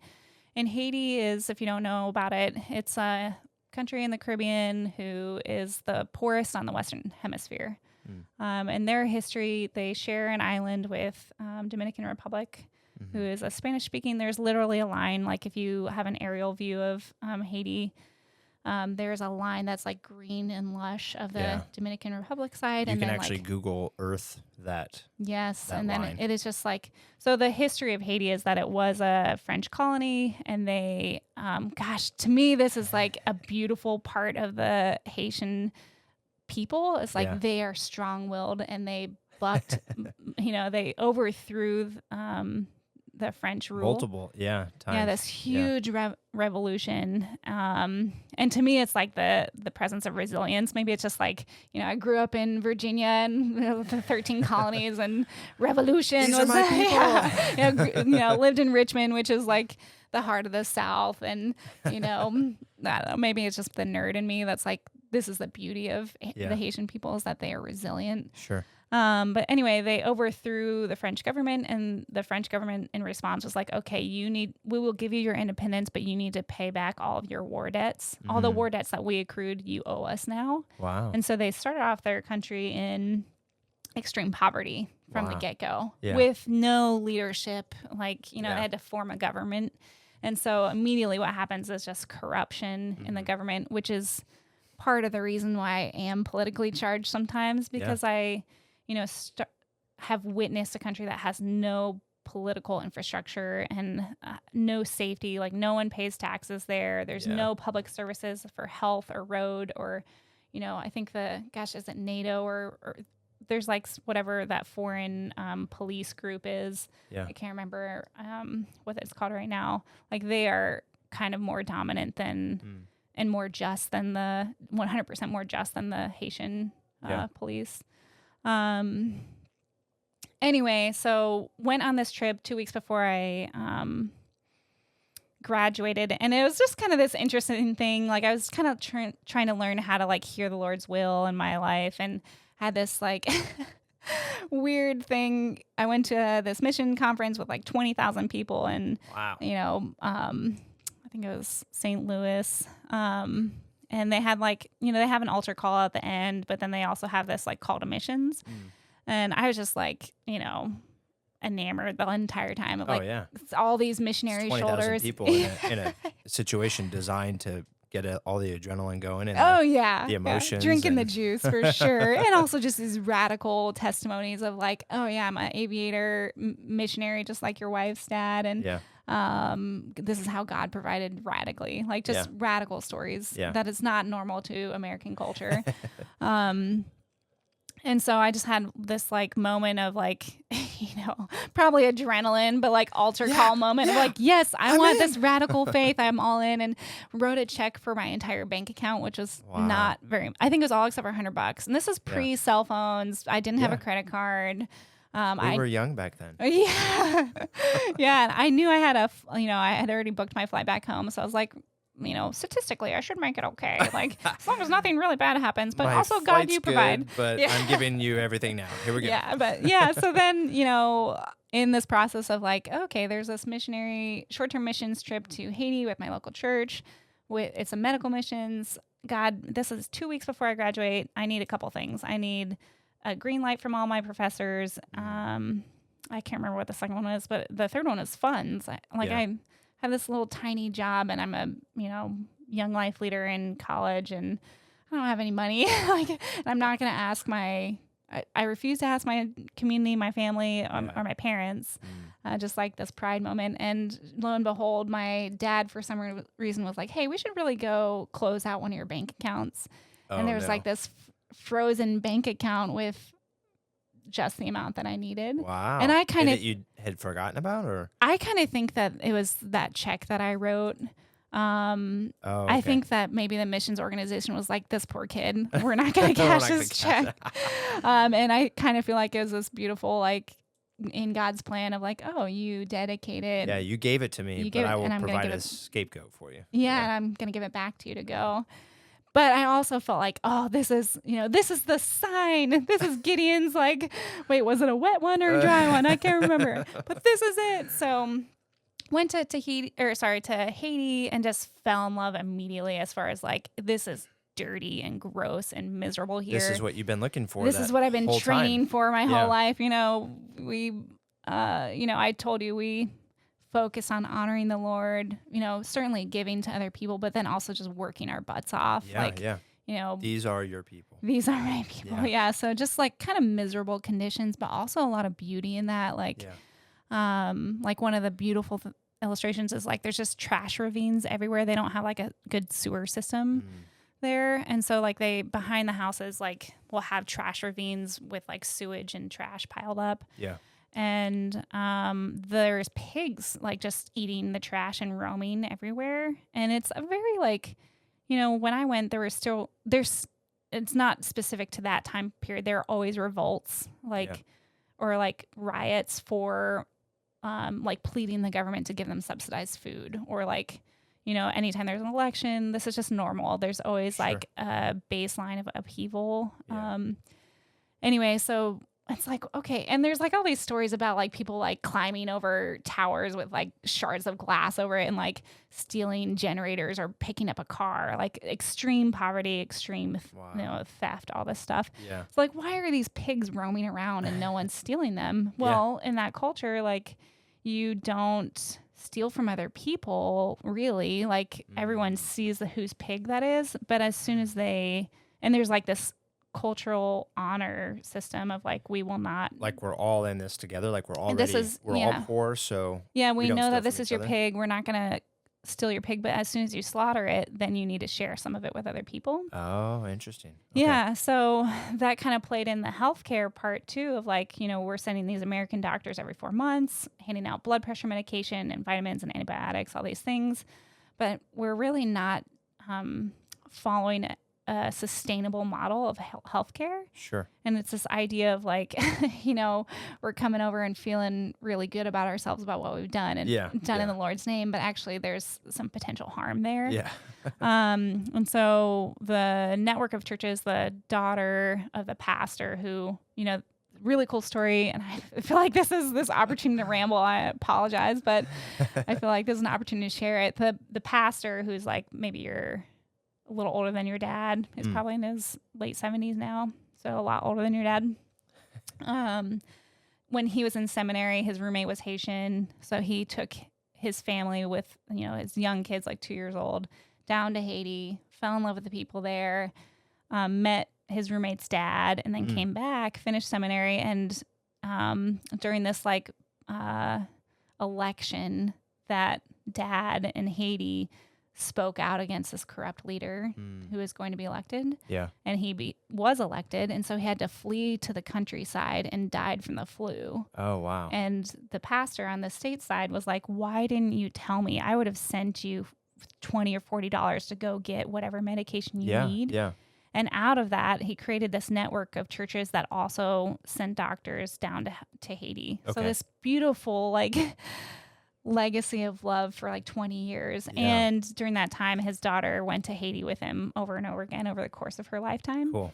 And so I went on this first missions trip, and then as soon as I came back, graduated, had all these panic attacks about like seeing starving pregnant women in Haiti, and then coming back and like we have lines out of the door for Starbucks. Yeah. We're cramming for our finals. Just like it's a total seismic shift in your framework. Yes. In your ideology. Yeah. And also just in my theology too, of like, theology, everything. You can pick theology apart and put it back together in the bubble, but but actually being the hands of Christ, being the feet of Christ. And, that is the true gospel, right? Like we do this all the time. We make it all academic. Yes. And we do that as an excuse so that we don't have to do the work. Yes. The actual work that's needed. But it's also hard. Like when you put your theology, which is not easy to, love is easy to follow. Theology is not. Yeah. It's, there's a lot of chinks in those armor. Yeah. That armor. So, if you put it under pressure, like, gosh, it's hard sometimes. Sometimes theology just cannot explain it, and it has to come down to trust in God. So you're back and you're seeing all of this materialism that's not the gospel, and you're having these panic attacks. And then Yeah, but then I'm also like, okay, I'm all in on Haiti. Like, I think God has called me. There's all these weird signs, and I'm falling in love with this. And also, I've seen this tangible way of loving people that I think, Jesus did that. He healed the sick. He spent time with, people that had nothing else. Yeah. And so for me, I also fell in love with that act of kindness and love. And so went back and followed the daughter around who was a nurse and nurse practitioner. And we trained local Haitians to be health care workers. Oh, cool. So that in our absence of 4 months, they would go to people's house. And it's after this model from this guy, Paul Farmer, who's, I think he's Catholic or he might be Protestant, but he's this Christian guy who does healthcare in Russia and Cuba and Honduras and all these developing nations, and has this, and now like this model is also happening on our public health care front, like in inner cities in America, of like having health workers to have people come alongside you and say, hey, like, how's your diabetes management going? How's your hypertension? Yeah, just being general accountability. But also in Haiti, like, you really do need someone that knows the culture, who speaks the language, who can actually pray for people and monitor people. So, that whole like kill the pig idea and share it. It's like, okay, you cannot share these antibiotics. You cannot share these antihypertensives. It will hurt someone. Yeah. I know it's countercultural, but you cannot. And so just loved that and did that for, a year while working at a bar simultaneously. Wow. Just going back. So every 4 months you'd go down for a week, a couple weeks. Okay. So, and it was like, not very structured. So all over the place. Like sometimes I went for longer and sometimes I went shorter. Sometimes I went just with 2 people. Wow. Like that long trip. Yeah. I was just like this dumb kid that just graduated college with a French degree and just like got on a plane and went. Yeah. And, it's a little sketchy, like looking back on it now, like really walk the streets. Would you let your own daughter do that? Oh gosh, that's another podcast episode. Like what kind of mom I want to be. Yeah. I'd like to think yes, but made some questionable judgment. Yeah. But here you are. It made you. Yeah, sure. It helped me become this radical rock climber and whatever. Wannabe surfer. Anyway, so sorry. Gosh, this is such a long story. So did that for a year. First encounter with struggle as well. Graduated in 2008 with a French degree. Tried to help, I helped them start a nonprofit to split off from the group. Yeah. Which certainly had its own problems with vision clashing between the church and the nonprofit as far as how to treat people well. Yeah. So just like all these ideological clashings going on in my heart as far as like first exposure to the world in the most extreme way in a dive bar. Yeah. I'd never had more than a Mike's Hard Lemonade all the way through college. Really didn't date through college either. Yeah. I was like a major nerd. Dated for like one person for like 3 weeks, and he was an uber Christian too. Yeah. So, pretty big contrast on all fronts as far as like my faith is being tested to the maximum limit with my calling, what I felt like was my calling to a third world nation from a very privileged background in the States. Also, my faith is being tested in my workplace with like, really, poor behavior, which was the norm there.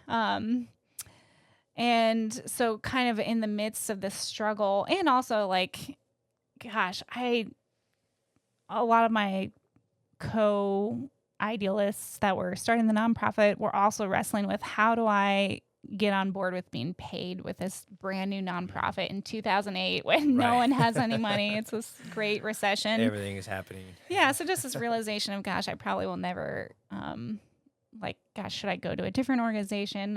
I don't know. So in the midst of all this conundrum, and I also had moved to a new city. I moved to Richmond, so it hadn't plugged into a church community, which I think is important. I had a couple like friends here and there that were Christians, and like a couple churches that I was like, I just don't know if I really vibe. Yeah. And part of that was like my own, I think I lost sight of like who God is and what his promises are. And I feel like I'll come back to this because this is really the takeaway that I've learned now, a decade later. at the time I was like, gosh, you guys have a coffee shop in your church. You're not for me. Like, this isn't the gospel. But actually, it surely is. Like, the gospel is not. It comes in lots of packages. It remains true in many cultures, whether it's a log cabin church or a Las Vegas, like, Jesus is coming out of the sky in a production kind of way. The message remains true. The gospel remains true. Anyway, so 2010, January 12th, 2010, this massive earthquake happens. The infrastructure there is terrible, referencing back to this Chasing Waves docuseries. There's also a tsunami and earthquake in Japan like a year later. And truly the infrastructure in Haiti is just not set up for an earthquake. So, the pastor down in Haiti, who was just this visionary, self-sacrificing man who's doing the Lord's work, dies in his home. The host mom that I fell in love with, which reminds me of Graham, just this sweet little 80-year-old lady, dies in her home. This dear friend of mine who is Haitian, dies in their home. And then I wasn't allowed to go. I was not there. Some of my American friends were there on a trip, and they were spared, and just radical stories of my Haitian friends throwing themselves on top of my American friends to save them from any kind of rubble or collapse. Yeah, just beautiful people down there that are full of love and hope in a very difficult life. You're too far away for me to reach your hand. Oh. Truly, the Lord has healed me so deeply, because I would not be able to talk about this and held on to this little nugget of despair for a long time. And we'll talk about that in a second too. As far as learning to trust God when it doesn't make sense. Yeah. And anyway, so that moment for me, in the midst of, I didn't have any community to support me. I kind of did, I knew this church network, but for me, it was a moment of ripping there's that verse of ripping your clothes and tearing out your hair, putting on sackcloth and rubbing ash on your face. And that's what it felt like to me. It was just crumble, physical, emotional, spiritual. Yeah. And I refused to go to all of the funerals that were an hour away.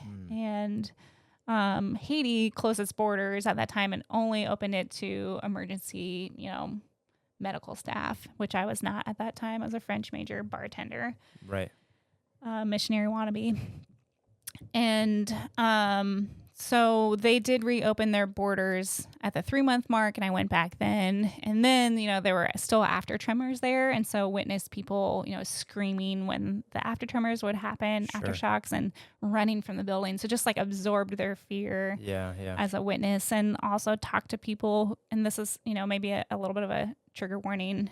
But, talked to a woman who had to listen to her daughter trapped in the rubble for 4 days, and that daughter eventually passed, a young kid. So just as this young, green, naive 23-year-old, my friends who were actually there, my Haitian friends, my American friends, a lot of them leaned on their Christian community and decided to trust God anyway. And I did the opposite. I took it as an opportunity to say, I will not follow you anymore, Lord. I do not understand why a good God will allow suffering. Yeah. And I will turn my back on you. And that was the nugget? That was the nugget. That was the breaking point for me. And, those friends, I sometimes keep in touch with my Haitian friends, and they are still living life with goods and bads. There's certainly a lot of difficulty that they still live with. Yeah. And my American friends, they experienced healing on some level, certainly had PTSD, but some of them are living in Africa as missionaries now. Whereas me, my suffering then became the forefront of my mind. Replaying this moment over and over again and making it, just continuing to live in anguish, and also making it bigger in some ways as I add in substances or, negative relationships to escape this anguish. It just compounds the anguish. Instead of trusting the Lord through anguish and through suffering, as I saw in Tahiti with your parents, and allowing him to bring in healing. So those memory, every time you replay it in your mind, it becomes less and less. Or like as you have bitterness in your heart, like at some point he will soften your heart. He will relieve your pain. And truly, like your mom, who you're seeing your parents, your mom was in a very desolate situation, and she cried out to God and then thanked him as well. And God gave her verses of like, I am with you, Psalm 23, and I will provide for you no matter what the outcome is. And your dad, with his very broken body, when I saw him, he was intubated, and all of his bones were broken and had all this internal bleeding. And really, it seemed to me with his final shred of energy before he got very sick and they put him into a medical coma, he asked for this 2 songs, and one of them is "I Shall Not Want," which is crazy to me. We live in this time now of, I'm a millennial, of like, there's nothing that'll satisfy me. I have fear of missing out. I see Instagram, like there's no amount of money that'll satisfy me. There's no amount of, I don't know, experience that will satisfy me. And there's this man that has stripped away everything from him, like this Job moment. And I shall not want anything. I'm fully satisfied in the Lord. And this is something he's been practicing forever, you know, and now it comes into play. Yes. And then the second song is He Worthy by Andrew Peterson. And the lyrics are, we know that the world is broken and yet he is worthy anyway. And so, I've never seen a moment like that, either from your mom, who's wrestling with her own broken body and potential death of her partner, this moment of despair, and your dad, who doesn't even his mind doesn't really even understand. He's in this moment of despair. He's in full shock, and they're still crying out to God. Oops, excuse me. And so in this, like, my faith story of like turning away from God and like letting suffering rule my life instead of bringing it to the Father and letting him heal it. And then also, because of not being able to go down to Haiti, I did become a nurse, and I've always kind of been a mediocre nurse, but I have really pushed myself to be kind of a death doula, where I hold people's hands through their most tragic situations. When it's appropriate. Obviously, there's some times where I was doing CPR, and that was not the moment. But in those moments, like for, almost a decade, sometimes the person has peace, or as much peace as they possibly can given the scenario, but it crushes the family. And that's sometimes harder, of like this moment of despair, even though like it's kind of a peaceful passing. And so to see, your mom and your dad, but also your mom, of like having a sense of protection as she submits and praises the Lord through her trauma, of like, man, I really might go home without a husband, and I still trust you. And so anyway, this kind of comes full circle of lessons that I'm learning in my life, of like, it is worth it to put your trust in the Lord through the dark moments, and it is worth it to practice it in moments of peace, so that when the darkness comes, you knee-jerk reaction doing what you've already been doing. And there's protection in that. I think not everyone gets such a beautiful outcome as your parents. Like your dad survived and is like mostly healed. Your mom is completely healed, and their PTSD is healing rapidly. Like they are in this tiny community where people approach them in the grocery store all the time and be like, hey, shouldn't you have died? Like, I heard you almost died. Like, for people like me, like I wasn't even in the earthquake in Haiti, and I couldn't talk about it for a long time, or could only talk about it when I was super high, because that was my coping mechanism. And it was like this anguish, like a reopening of your wound that never was fully, it's like a festering wound. Right. Yeah. Never healed. Yeah. And so like there's protection in that too. Like even in your anguish, even if it involves bitterness, even if it's not perfect, like you are on a healing timeline. Yeah. And I think your parents, like, it's just not everyone gets that healing timeline emotionally too, but it's still worth it to just trust in God. Yeah. And I think also, and we'll eventually come back to like, the surf in Tahiti and whether or not I feel like that's God's plan in mind. But like something that has, been just a cool part of the timeline for me is, gosh, I'm at my breaking point. I again throw myself at the feet of the Savior. And this time, like I'm trying to go back to my own vomit and I can't because I'm in Tahiti and part of this miracle. Yeah. And move here and I'm like, I can't be a part of Christian community. It's just too much. It's too overwhelming. But there's so many people that are like, no, come back. You can go away, but yeah. You've done that before, Jess. You've run away from God before. You've, gone back to your own habits and it's not great. It doesn't feel good. Yeah. So don't do it this time. Okay. All right, God, I will obey you this time. Like I've seen the difference, the dichotomy in the two. Yeah. And through that, like in this timeline, like the Reeves family had an incredible loss and shared their testimony of her passing. Yeah. And I don't want to talk too much about that, but it was a painful situation. And when I met Justin, I didn't know. There were so many names in this community, so many stories being thrown at me. I didn't know that was him. I didn't see any signs of anguish. I'd seen him like probably a handful of times. Yeah. And it was the day that he, like right before he shared his testimony, he was like, "Oh yeah, I'm doing okay given the circumstances." And I was like, I don't know the circumstances of your life. And he's like, "Oh yeah, my name's Justin." And I was like, "Oh, Justin Reeves." Like I had no idea you were in mourning.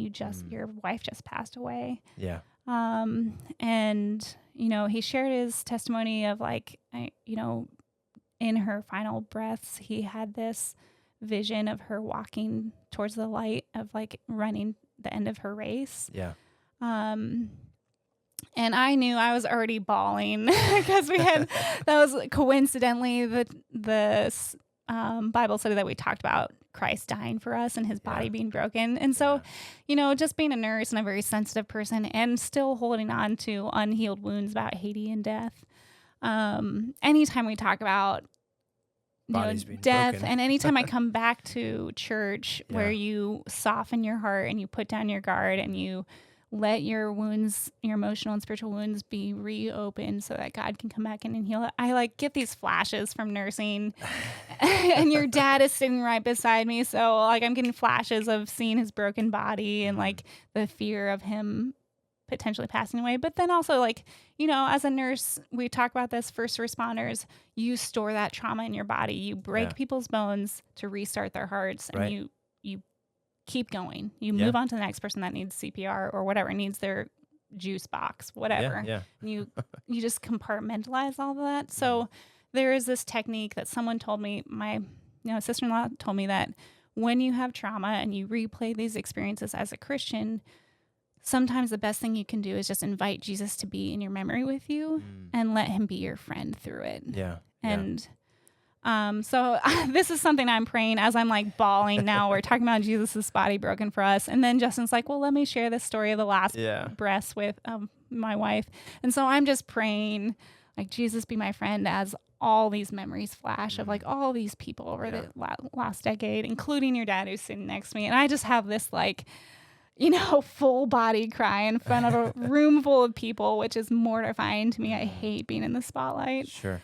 And just got this sense of like, like our physical suffering, though so deep, is not the worst suffering that we can experience. Yeah. Even though it's so painful, and I feel for anyone that's listening to this and is going through physical or emotional pain, and there is an end to it. And for someone that, has accepted the love of Christ, the other side is this complete and total bliss. Yeah. And for the now, we get a shadow of that bliss. And I see that in your parents. I see that in, my friends in Haiti, even though their life still is difficult, like this protection, or in the Reeves family, like his little kids. Yeah. When during the memorial service, they didn't really shed a tear. They had peace on their faces. And, those beautiful things like peace and redemption and all these things are a shadow of the complete bliss that we'll have when we are reunited with Christ one day. On the opposite spectrum to all of our like the sad things, the difficult things of life, like our despair, our bitterness, our physical suffering, that is all a shadow of what it feels like to be separated from God. That's good. And when Jesus died, he let his body be broken. He fully understands our physical pain, our anguish, our spiritual and emotional pain. And he completely understands the complete depth of despair that it feels to be separated from God, because he took on sin and he felt complete separation from God. And I know there's lots of theological things about that. Maybe if you're a scholar listening to it, you can come approach me later. Last words on the cross, right? As he gave up his life. Father, Father, why have you forsaken me? Yeah. This idea of like God turning his back on him because God cannot be with sin. And that is the experience after death. If you do not accept and know the love of Christ, is this complete separation, this complete anguish, this complete despair. And I see that shadow in our lives here. And I see that in my friends and in my own self of like something terrible, like a boyfriend breaks up with me, or, I lose a job or whatever. And I feel this complete and total despair without the love of Christ. Like when, I feel like I've always known who Christ is, but wasn't following him. And that little bit of hope really kept me from even going further down the dark rabbit hole. But I see it in my friends who have never heard the love of Christ, never heard that there's hope. And something very small can create deep, dark anguish. And it's a shadow of what, it's because they don't know the hope and love of Christ. And it's just a shadow of what it like is going to be like separated from God. And so it's this just interesting, like, whoa, experience of like, wow, all the beauty that we have is a shadow of what's to come, or all the anguish that we have is a shadow of what's to come. And truly like all the pain that we feel now is temporary. Anyway. No, that's good. And so that's sort of like the bookends of the decade for you. It was this dark experience of Haiti, of intense suffering and loss and pain, immeasurable amounts of pain that you internalized and like the world thought, okay, there's other ways to heal this. And those things are temporary, right? Like any of these substances, any of these people, and all this ideological and like spiritual how can a good God allow suffering and all this stuff? And then contrast that to Tahiti, where you're also seeing immeasurable pain and loss and suffering, but allowing the Lord, the great physician, to heal not just the physical side of that, but also the emotional trauma, the spiritual trauma, and being able to restore that to you. And so that's a big... And also seeing, gosh, it broke my heart when people, after the earthquake in Haiti, and like seeing these beautiful, resilient, self-sacrificing people who have just had the worst life circumstances handed to them as far as like being born like one country over and just had a poor roll of the dice in some ways. Like, why do they get that and I get everything that I get? After that, people in the Christian community said things like, all sorts of horrible things. Right? Like they're not horrible things. It's just really hard to hear when you're in the midst of suffering of like, God has a good plan for this. Yeah, like they're placating statements is what they are. Or like, Haiti has a history. They sold their sold to the devil. They sold their country to Whatever. the devil, which they, is in the history books. Sure. And, this is just part of the spiritual warfare, and they kind of brought it on themselves kind of thing. This is the product of sin. Not completely, neither of those are completely wrong, but just Definitely wrong to say, and definitely immature. Yeah, and maybe not even completely Not right sensitive. either. But now, like, flash forward of like, there's all these verses that say, his God wounds and heals. And now seeing like, oh, he does use our suffering, and it is part of a good plan. And even when we don't have good outcomes, like we had good outcomes in Tahiti with your parents, but the Reeves didn't. They didn't get the outcome that any of us would have wished for that. And there was still some beauty in that. Yeah. In the sense that they had some protection, spiritually, emotionally.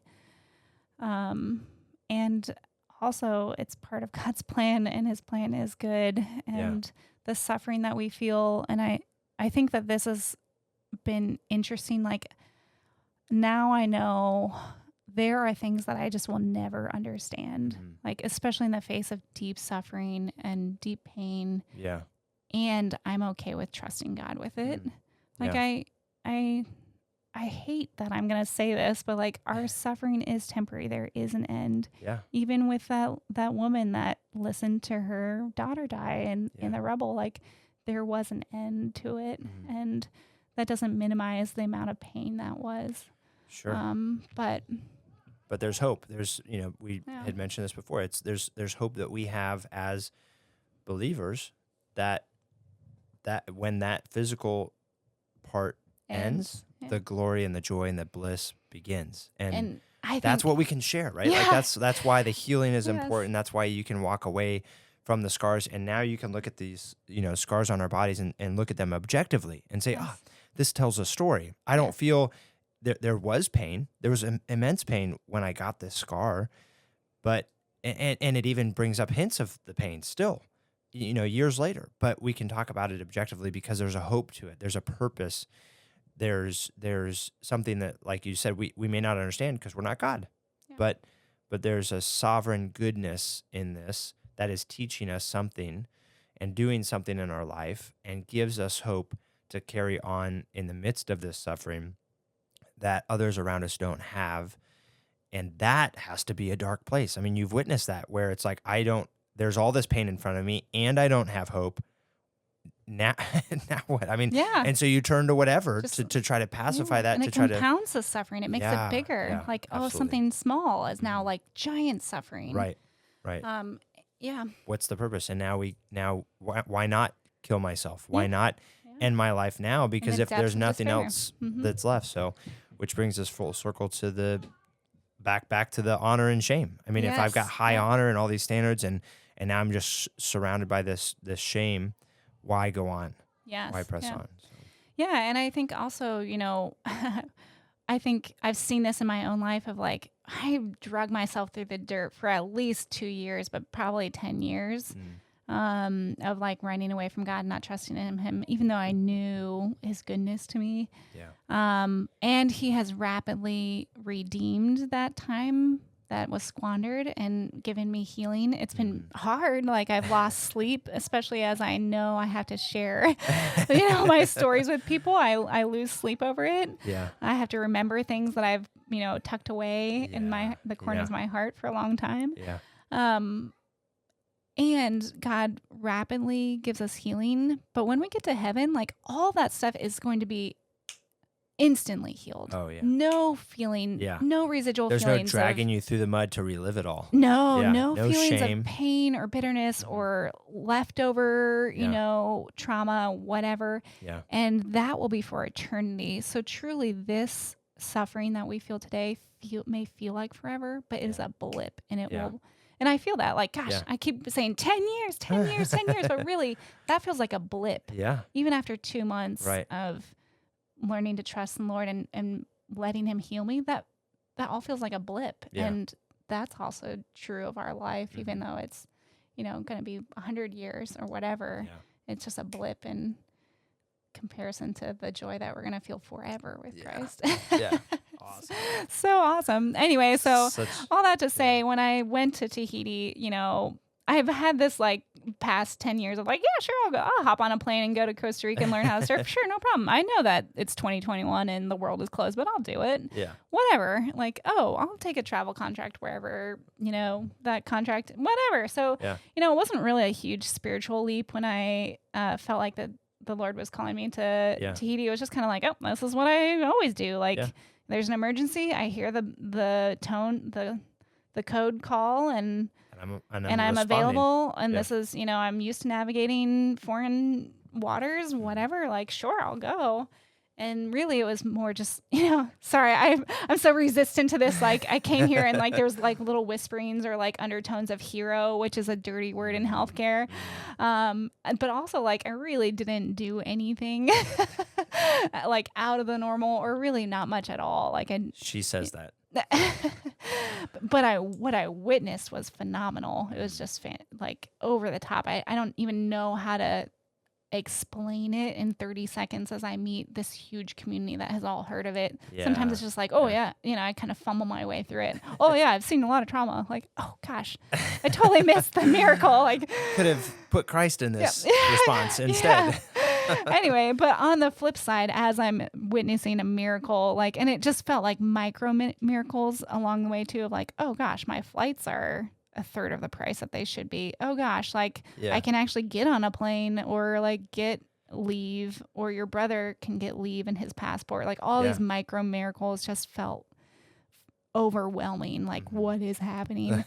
On the flip side too, of like, I am also going to an island that I forget. Like I have all these stored memories, scars from Haiti. So like my plane lands, and there's it's a different hemisphere than the one that I've left, which is in full sun, full heat. Yeah. And it's like 5 p.m. and the sun is already set. It's fully dark. Yeah. And in Haiti, you do not go after dark. And even in my solo travels, I'm pretty strict about like, I do not drink when I'm solo traveling. Like I do not go out of my like beaten path after dark. Like, I follow these strict guidelines for myself, even though, same thing with rock climbing. I follow my strict protocol so that I can do radical things without dying. Yeah. Thank you. Yes. Check your knots, folks. Anyway. But you landed and it's full sun, different hemisphere. All this stuff is coming back to you. Yeah, sun is set. All these memories are flooding back. And it's being rewritten with a positive, just like when you invite Jesus into your difficult memories that you've stored, like it can be rewritten with a positive, with healing, instead of replaying suffering over and over again and making it bigger. So it's kind of a beautiful, like, oh gosh, everyone speaks French here. Like, this is, and it's beautiful and it's safe. And, I can walk down the street and not really be worried. Right. We did a lot of walking to the grocery store, to the hospital. And it's just a beautiful culture down there. And so is Haiti, like full of beautiful people, but it is, they're gems in the rough. Like it is, they're born out of pressure. Right. Whereas Tahiti is just beautiful and like a very open and sweet culture. And so my knee-jerk reaction is like, gosh, I want to be a missionary here. This is my new calling. And we have this new connection with missionaries down here. And yes, I will get all the stick and poke tattoos while I'm here. Right. Sign me up. But truly, I think one of my downfalls with Haiti was like putting my hope in what I think the outcome should be of like, I believe that God has called me to this mission, and I believe that he is working a redemptive process in Haiti, and I believe that he will take care of those that are doing the good work for him. And all of that didn't end up being, I mean, it is true, but like not in the way you wanted. Not in the way that I wanted. I put my hope in the outcomes instead of who God is and what he promises. Which is, he is a good and loving God, and he will never forsake me. He loves me completely. There's nothing I can do to separate myself from his love. No mud or vomit that I go back to will separate me from him. Yeah. And so this is a process I'm learning here as I'm trying to learn to trust God, learn to submit, learn to obey, learn to hear, learn to accept healing. All of these, it's just like a boot camp. Learn to trust believers and the word and let them hold me accountable and speak into my life. And so there's this thing happening now of like, oh gosh, my heart wants to go back to Tahiti. I have like made financial sacrifices. Like I slowed down my school, so I have to pay out of pocket so that I can go. Like I told my friends back home, like, hey, I'm probably not moving home. Like I really want to do all these things. You mean you're not moving to Denver? Yeah. Yes. I have a new, Sorry, I have a new home, a new heart, a new creation, all things new. I'm slowly telling them this because I'm going to break their heart. And which doesn't mean you can't go visit for the powder and the stuff. Which I'm going to do. And hopefully, family. you guys, everyone listening much after the fact, but you can pray for me and my friends. I'm hoping to go and bring this new story back home. Be a light. Yes. Anyway, all this to say of like, I would really love to go to Tahiti from between May and August this year, but I'm starting to wonder if that is God's will, and I'm reminded that, you know, there's all these things that I hope for and I ask for, but truly my hope is and my security is in the Lord. Right. And so if it doesn't happen, it's okay. But in the meantime, I'm certainly going to surf and prepare just in case. Pull that wetsuit out of the dusty box. Just in case I'm getting ready for Chapo. Well, 30-foot wave. We were talking about this off air a little bit, but one of your personality traits and compared to other people in your life is you're a big vision person. You know, you're playing sports or you're doing karate, and instead of getting in the red and focusing on maybe the one thing you should focus on to an extent, you've got this mercy, you've got this big picture, you've got how do all the other key players fit into this? What is the end result? What is this outcome? And so much of that, which hard time executing, is what he's nicely saying. I'm saying, you know, the Lord has He's created us all uniquely, right? And so there's an advantage to that in that you've got this strength and beauty there, but also the weakness side of that is you're like you were sharing, you've got this objective plan for the Lord that you're inviting the Lord to come alongside and just approve it. Lord, here's my plan. Here's the outcome that I want. Can you sign off on the bottom line? My itinerary. Yeah. Is this okay, God? Just sign this off right here and we'll be fine. And I'll be on the plane. And these are the objectives I hope to meet. And of course, the outcome will be this. And then, of course, when it doesn't, your whole life is... But like you just shared, I mean, what were the two things you just shared? What do you know about Christ and what is... who is God and what are his promises? Who is God and what are his promises? And that can be, that's the truth, whether that meets also your objectives or whether it totally derails it in your word of radical today in a radical way. And so whether that's Tahiti, whether that's here, whether that's Denver, whatever that looks like in your life as a nurse and your life is for the next 10 years and beyond, you know, the Lord, who is God, and what are his promises? Truly learning these things now, like, will prepare me. Like, maybe I won't get called to the beautiful shores of Tahiti to like float in the ocean and share Jesus with these beautiful people, but maybe he will call me to like some wilderness that is very like spiritual wilderness or like place that I just don't want to go. Like I could name some place, but it's probably their hometown. Like that maybe doesn't have any mountains or rock climbing or surfing or all the fun things that give my heart delight. You know, just like your parents, like they've been practicing trusting the Lord, praising the Lord, seeking his will, asking, you know, during peacetime, maybe he will call me to a difficult time, or I certainly will encounter difficult seasons in my life. And I'll be prepared because I will just have this practice of trusting God, praising God, remembering his goodness to me, who he is and what his promises are to me. And that's where I'll put my hope and my security. Just what you were talking about last night in the peaceful rest of God. Yes, and then what happened? You got the rest. Yes, he's a good shepherd, and he leads me to lie down in green pastures. Amen. And so having that peace, really, not only is it an anchor in a storm, but in a balance for you, but other people recognize that, the friends you're going to witness to that don't have that are swayed from one way to the other. I mean, like you said, passionate, absolutely passionate. But to this extreme, no center ground. And so to see this peace in your life and say, what is that? And have that curiosity. what a cool part of the testimony in your life. And it's what I see in people in this community, just amazing people that have resilience and hope and peace.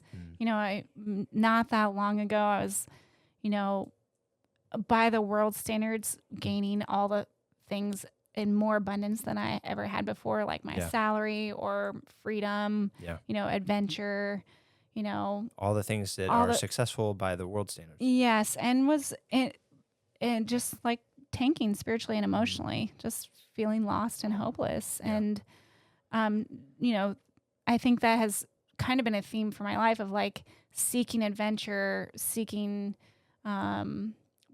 enjoyment or pleasures, or seeking things to fill up my cup that are really just not that satisfying in the long run. Right. And now, like, I've kind of sacrificed on some of those fun things in pursuit of the Lord and have so much more peace and hope and grounding. Right.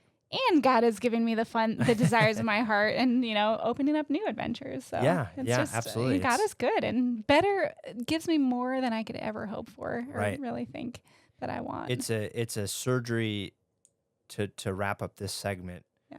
You use the example of a scalpel and anesthesia. And it's both, because your desires of your heart are limited in ways you can't see. But the Lord knows what your heart really wants, what you were created for.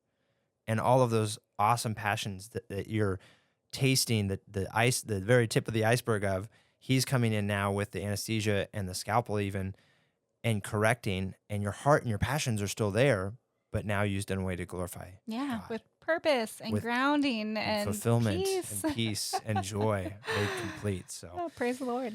What an abundant and rich story this morning. And I'm so thankful for you. Right back on the episode with more of this exciting joy. But I love that you're here with me. Me too. And I love that you're here on Woodby, even if it's temporary, learning more about the Lord as we continue on in this episode.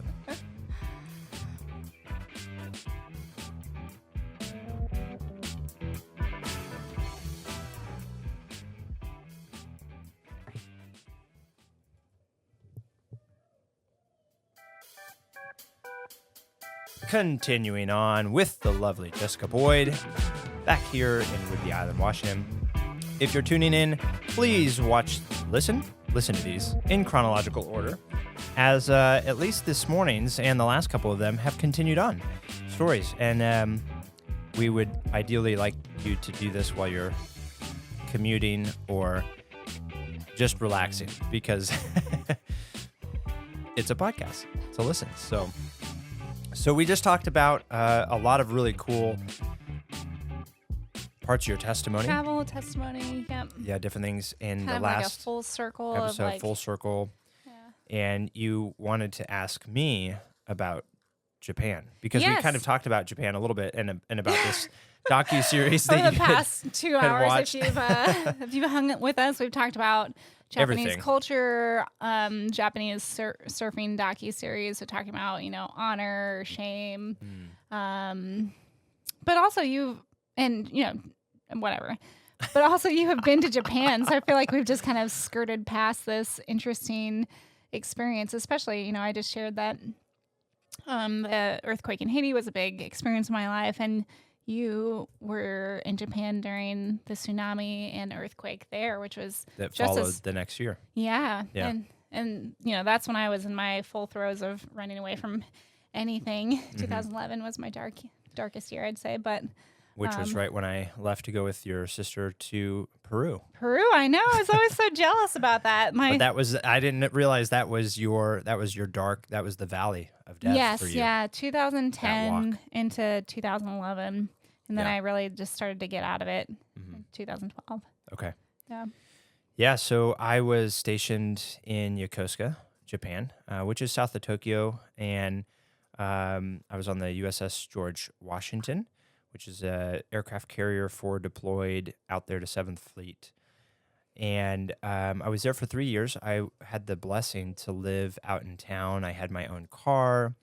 I was a part of a missions organization called the Cadence. Used to be the Overseas Christian Servicemen's Center, and is now Cadence. And they just have this amazing house out there. It's a 3-story home.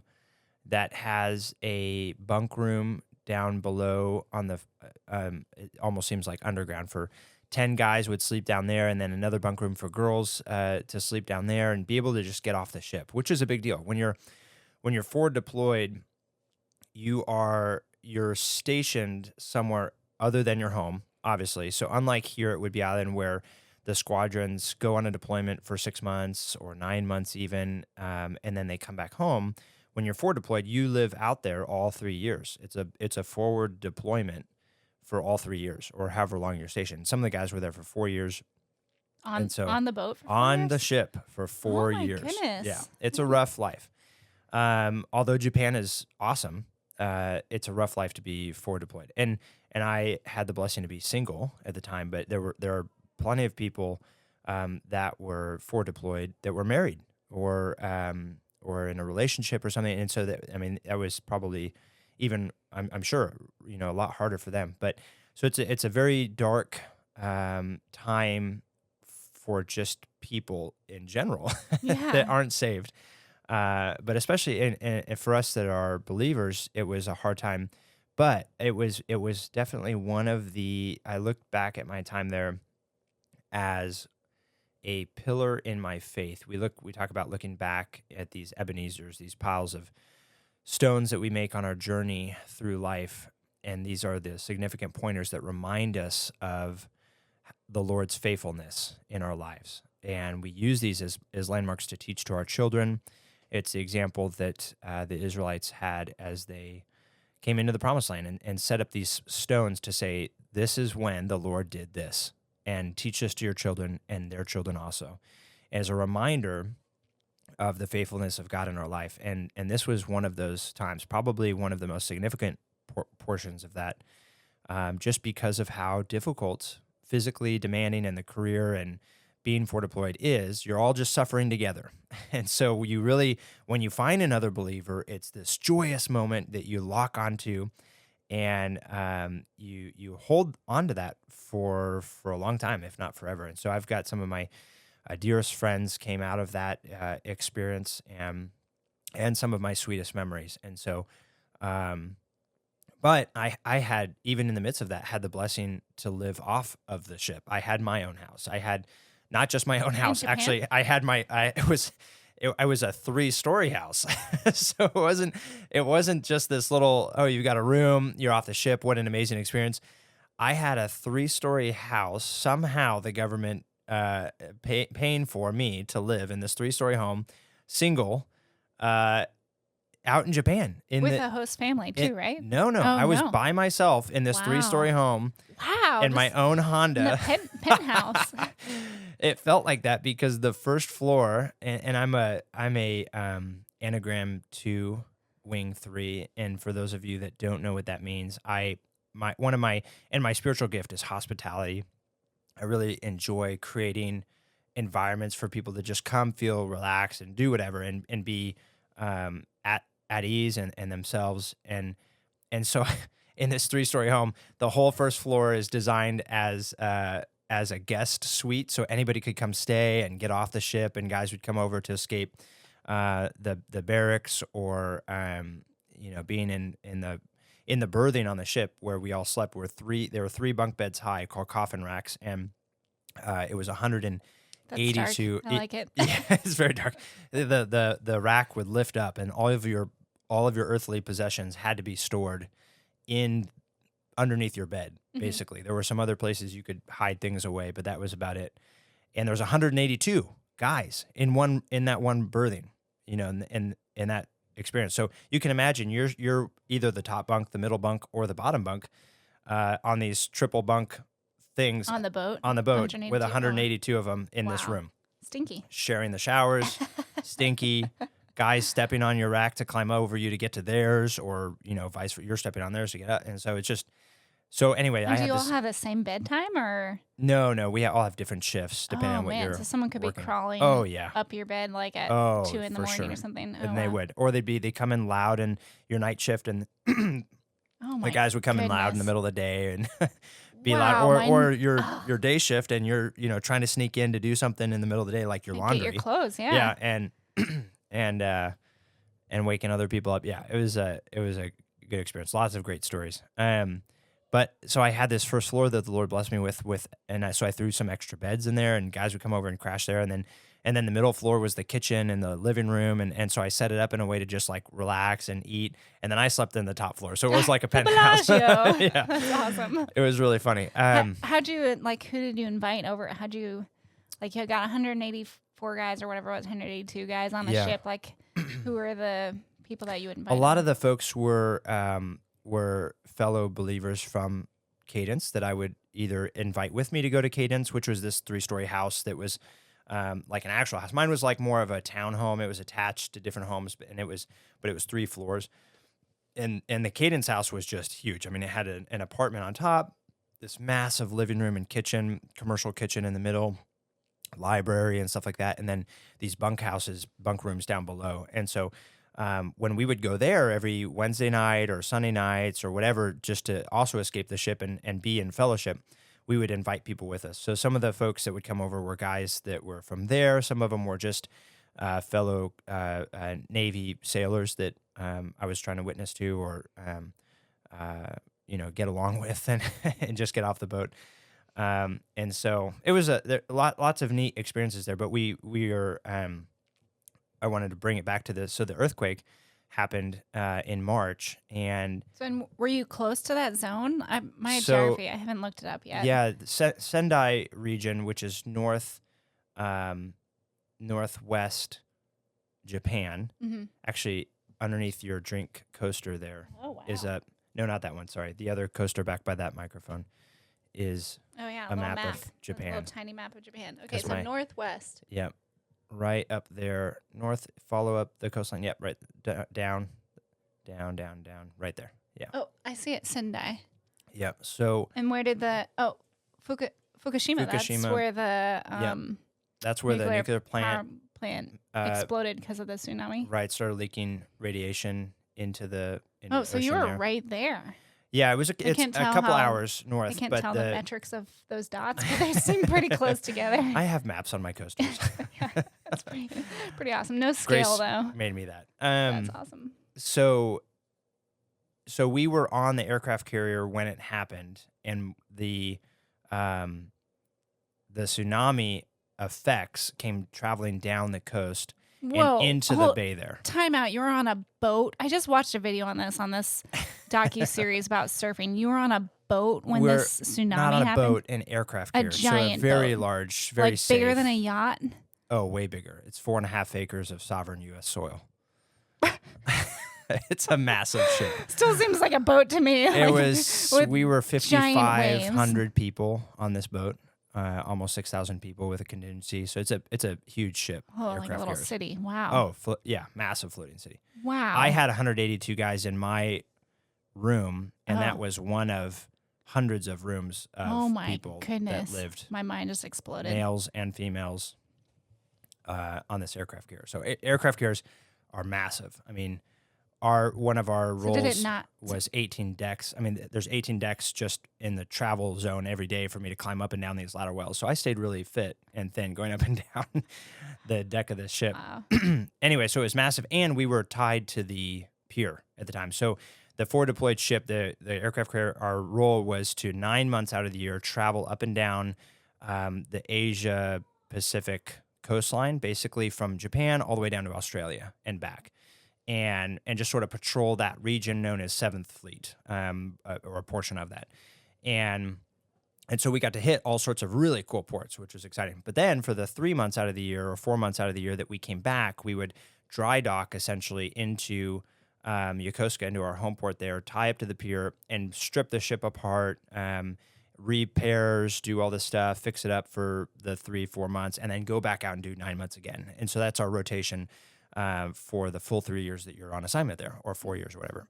And so when this happened, when the earthquake happened in March, we were tied. This was during our repair cycle. So we were tied to the side of the pier.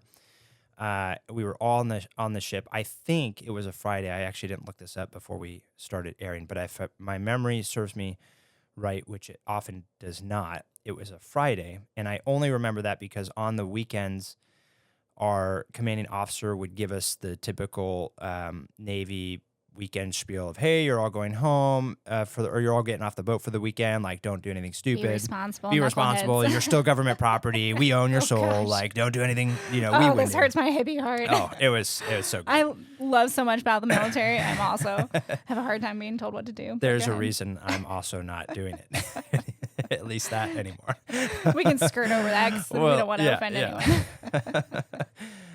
It is very structured, yes. Yeah. And so, and very much babysitting. And so anyway, we're all in the hangar bay, which is a massive place that we can all fit, and we're all at attention, standing in formation, while all the superiors are knife handing everyone and saying, you're all basically children and you're going to screw up. And knife handing? I've never heard like that this before. when they talk to you with their whole hand. I thought this was just normal. I grew up in a military. Yeah, that's normal for you because your mom. I do this all the time. I didn't realize. Your mom and there's you, as opposed to just like, hey, you should come, like nice, gentle fingers.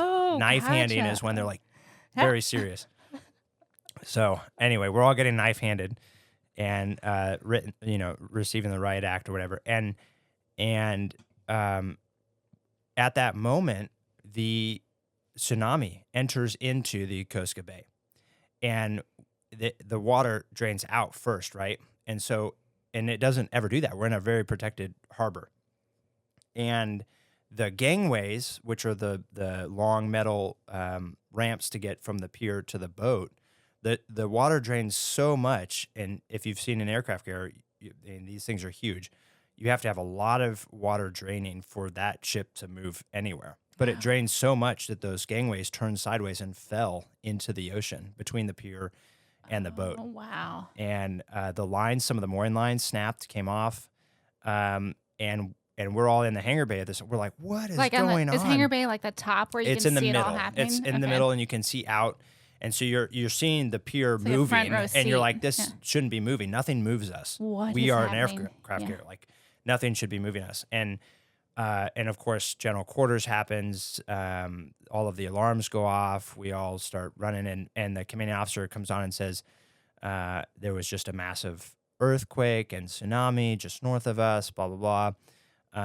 And what ends up happening is they fish those gangways out of the ocean. They put them back and tie us back up to the pier. And they say, we've got, I forget what it was, 72 hours, I think, or less to get underway and out to sea, because we're totally, I mean, all of our tanks, we've got a bunch of tanks. I don't know if it's class, I forget, but we have a bunch of fuel tanks and a bunch of other tanks on the aircraft carrier that help protect different things, and they're all open. Like, we're stripped down to the core. We shouldn't be moving anywhere for the next month and a half, and it's expected. We've got this maintenance schedule. All of these civilians are on board that are working on different parts of the ship.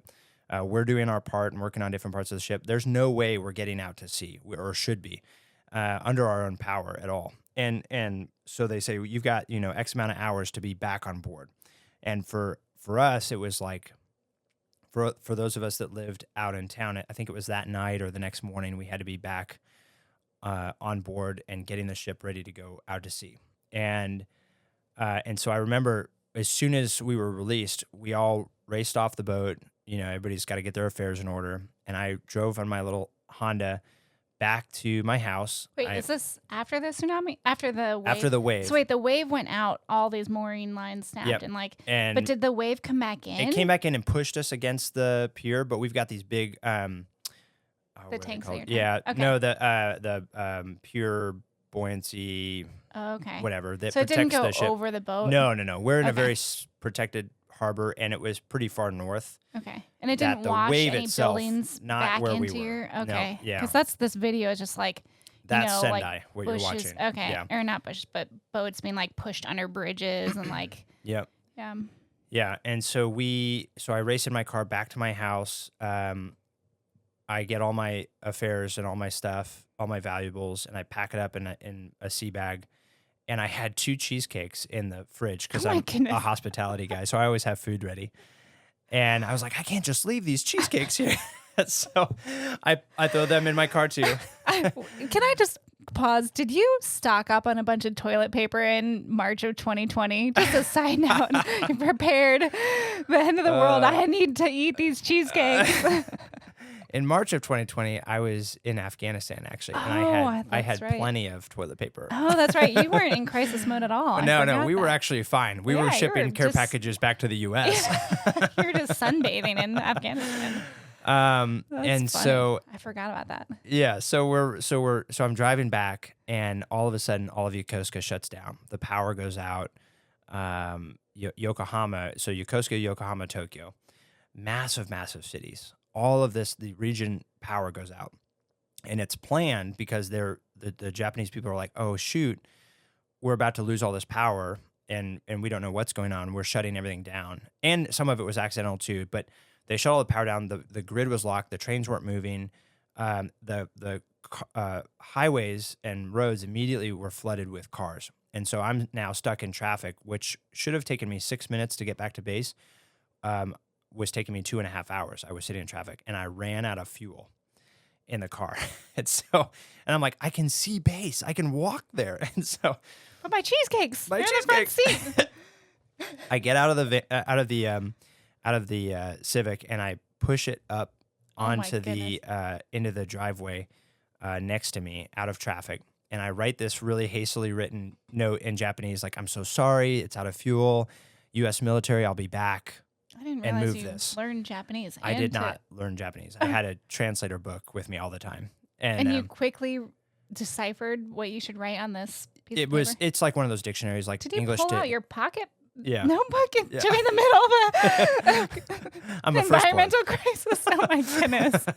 And this is pre-smartphone. So, yes, I didn't have a smartphone. I'm flipping through and writing this note up. Goodness. And so I leave it on the dash. You can tell you are a biblical scholar. Like, that gives me so much anxiety. Turn to blah, blah, blah, blah, blah. Like, it was easy. I mean, it's one of those dictionaries, like if you want to say car, right, draw this app. Car, help, be back. Right. Yeah. Okay. And so in Japanese symbols. In katakana. Is it like hiragana. the phonetic version? Yeah. Okay. And so I leave the car there, I lock it up, and then I go to the lighthouse, which is the Cadence House, the name for the Cadence House. And the lighthouse is in between us and where I am and base. And so it's the 3.5 mile walk, and then it's another not even a mile to base from there.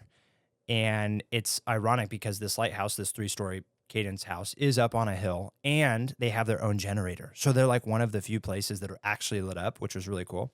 All of the 7-Elevens had generators, and they were open. So as I'm walking through pitch darkness now, it's in the evening. In America, something like this happens, the stores are getting looted, right? Like there's already people breaking in, self-serving, doing whatever they want because it's America. that's their America. culture. But in Japan, all of these people are lined up in a neat, orderly line outside of 7-Eleven, and the 7-Eleven people are giving away all the food and everything in the 7-Eleven because they know it's going to go bad. They're handing out water, and they know they're going to be reimbursed. And so they're just handing it out to all people next in line, and everyone's waiting patiently, no pushing, no shoving, getting their little rice cakes, moving on to the next one. And I'm over here walking 3.5 miles with 2 sea bags, one on my chest and one on my back, and 2 cheesecakes in my hand. And I'm thinking, how can I steal a bike to get me to the lighthouse, to the Christian Center faster? I'm like, what kind of sinful, selfish mind is taking this over? Because there's bikes everywhere, and they're not locked up. And so, of course, my American mind, I'm like, oh, I'll just get this bike, and then I can get there real quick. And I'm also thinking I'm going to get mugged, and, who knows? But it's Japan, right? Like, the kindergartners walk in a line from their home to their kindergarten school every morning, unsupervised. So it's a very safe place, and or at least the mentality of it is safe. Yeah, I was going to say, is there like a black market red zone? Yeah, like, absolutely. There's got to be some sort of other sure. side of the coin. Yeah, for sure. Mafia, Roppongi was a mafia? district Okay. that was near us. That was one of those districts. So, but yeah, the Yakuza and everybody, there's definitely the whole other side of that. But the perception is it's very safe, and it truly is. Probably majority. It is, yeah, majority, and be high honor, high shame, right? And so there's a lot of this. Even if I don't want to do it, I'm going to do it because I'll be You're pressured responsible into to it. the community, Right? And so Anyway, so I don't steal the bike. I make it to the lighthouse, but of course my cheesecakes are melted by that point. And so I'm No. carrying these half melted cheesecakes, and I give them to the folks there at the lighthouse, and we celebrate and sing songs and pray, and then I leave to go to the ship. And so I walk another whatever mile and make it to the ship with my 2 sea bags, and then over the next 2 days we're putting the ship back together and bandages basically, and we're actually have to be towed out to sea by a tugboat because we can't even get out under our own power.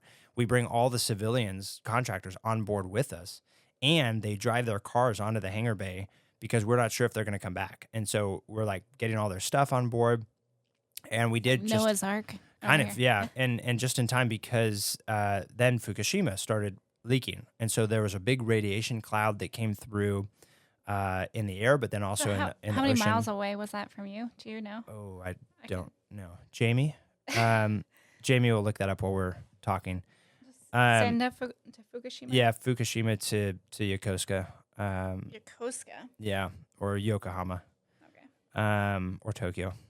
But we go out to sea to kind of get away from all of that and make sure that we're battle ready because we're the only aircraft carrier and the only we don't travel by ourselves. We travel with destroyers or frigates and kind of a little mini fleet that goes different places. And so we are the tip of the spear for the U.S. Navy, for the military in the whole Pacific Ocean, East or West the Pacific first Ocean. responders So we there. have to be out. We can't just be Oh. stuck in a tsunami situation. What do you mean tip of the spear? As far as Like just for you're the Navy fleet, you're it the would first take ones, the first it would wave take of days anyone. and Okay. days for another aircraft carrier Yeah. or fleet to come out and respond to something from China, or if it's a political military situation, or to another humanitarian aid, like when the Philippines were hit by their tsunami, the typhoon and monsoon and all of that.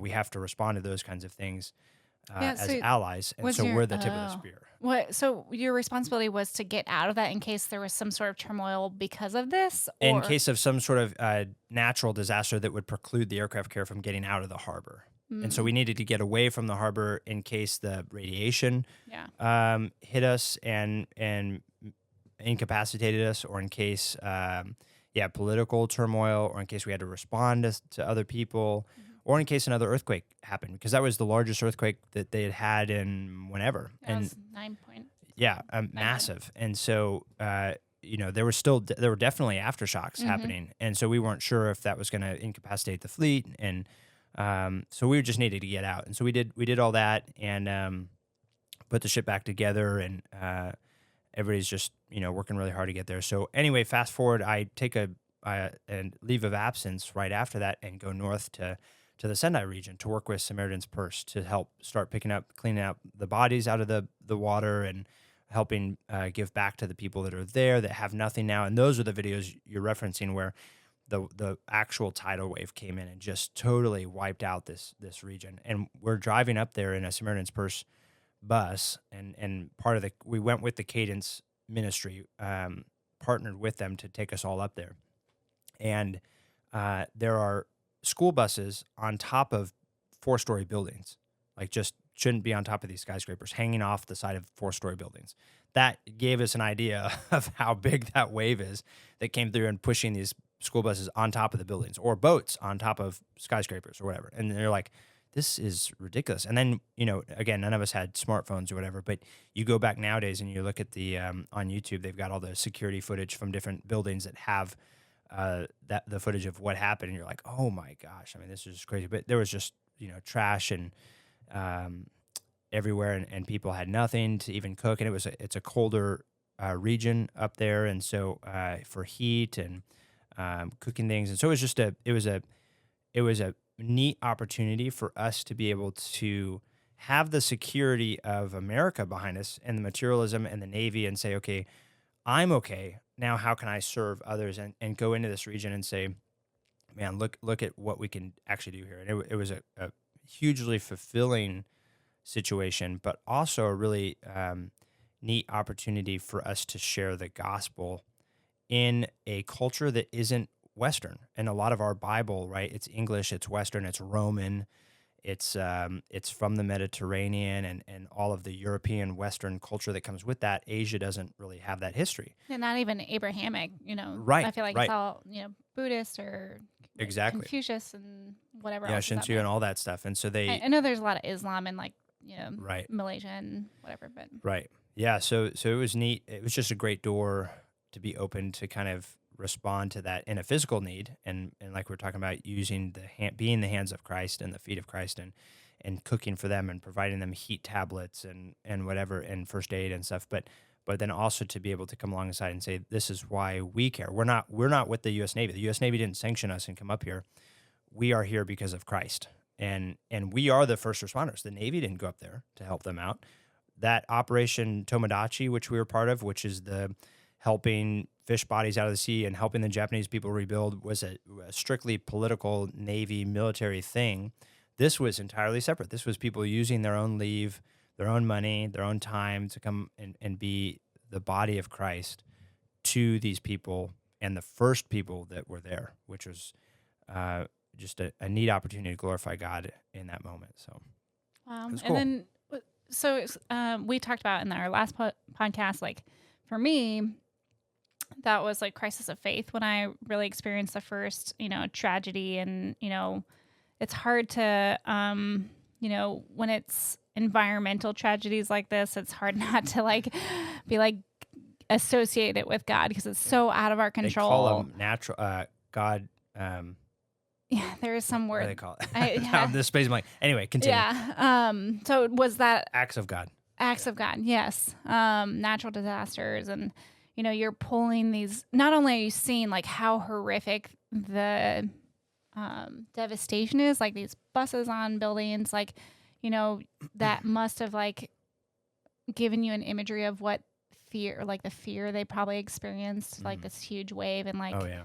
insane event happening. But then also you're fishing out bodies, and I don't know. I know you do that in your free time on Whidbey Island, but I don't know how much exposure you had to death and that kind of sadness before. So what did this bring? What was this like for your faith? For me, it was like a crisis of faith, just so overwhelming. Yeah. But you were surrounded by Christians too, kind of at that time, doing work together. I mean, it was Samaritan's Purse is a Christian organization, and the Cadence folks we were with were all great men and women that were like-minded and wanted to serve and knew the Lord. And so there was certainly safety in numbers and just being around believers. But, even a lot like your story about you were going with short-term mission folks that were presumably believers and Christ followers as well. But I think for me, the difference is that outside of just the straight glory of God and preserving my mind, is that he has blessed me with a stubborn firstborn will that is just faithful to negative, in a negative extent sometimes, but carries me through in times of crisis. And had you experienced that prior to this, where you had to practice that muscle, or A little bit, yeah. I was out here in that region because of incidents that had happened in my naval career early on. Through actually my whole naval career, I was is just a testimony of God, but also a testimony of trusting God. And it started with an appointment to the Naval Academy that didn't work out for different reasons, and then the Naval Preparatory School in Rhode Island, and the just different political reasons, and then a different job in the Navy, and then one of the presidents was elected and decided to downsize the Navy, which we do. It happens different. You're so kind to me. so it forced a lot of us into different jobs in the Navy and different platforms in different regions. So everything in my mind was, if I had my say, it would have been a totally different naval career. But the Lord obviously has different plans and to His glory. And so I wasn't even supposed to be in the region or on a ship or doing that job or doing any of that stuff except for the Lord. And a lot of me didn't realize that because of my immaturity at the time. A lot of it was just anger. So I was angry at him. It was a weird dynamic because I was angry at him for orchestrating these series of unfortunate events that I shouldn't have to go through, or whatever. But I was also trusting in him, and I was, even in my anger, I was angry and communicating with him, and I was frustrated. I was voicing my anger and frustration to him, as opposed to walking away and voicing that to myself or to somebody else or something else. And I think that dog-headed, stubborn faithfulness was like, I am angry at you and I don't want this and whatever and blah, blah, blah. But I don't know, but I'm also not God, so I don't know. So I have faith that you'll carry me through, but I just don't like it. Grumbling and complaining the whole way. That's amazing. So there was, I think a lot of that was, one, being surrounded by a fellowship of believers that would hold me accountable anyway, but then two, just being trusting in the Lord that He has a plan and He knows better than I do, and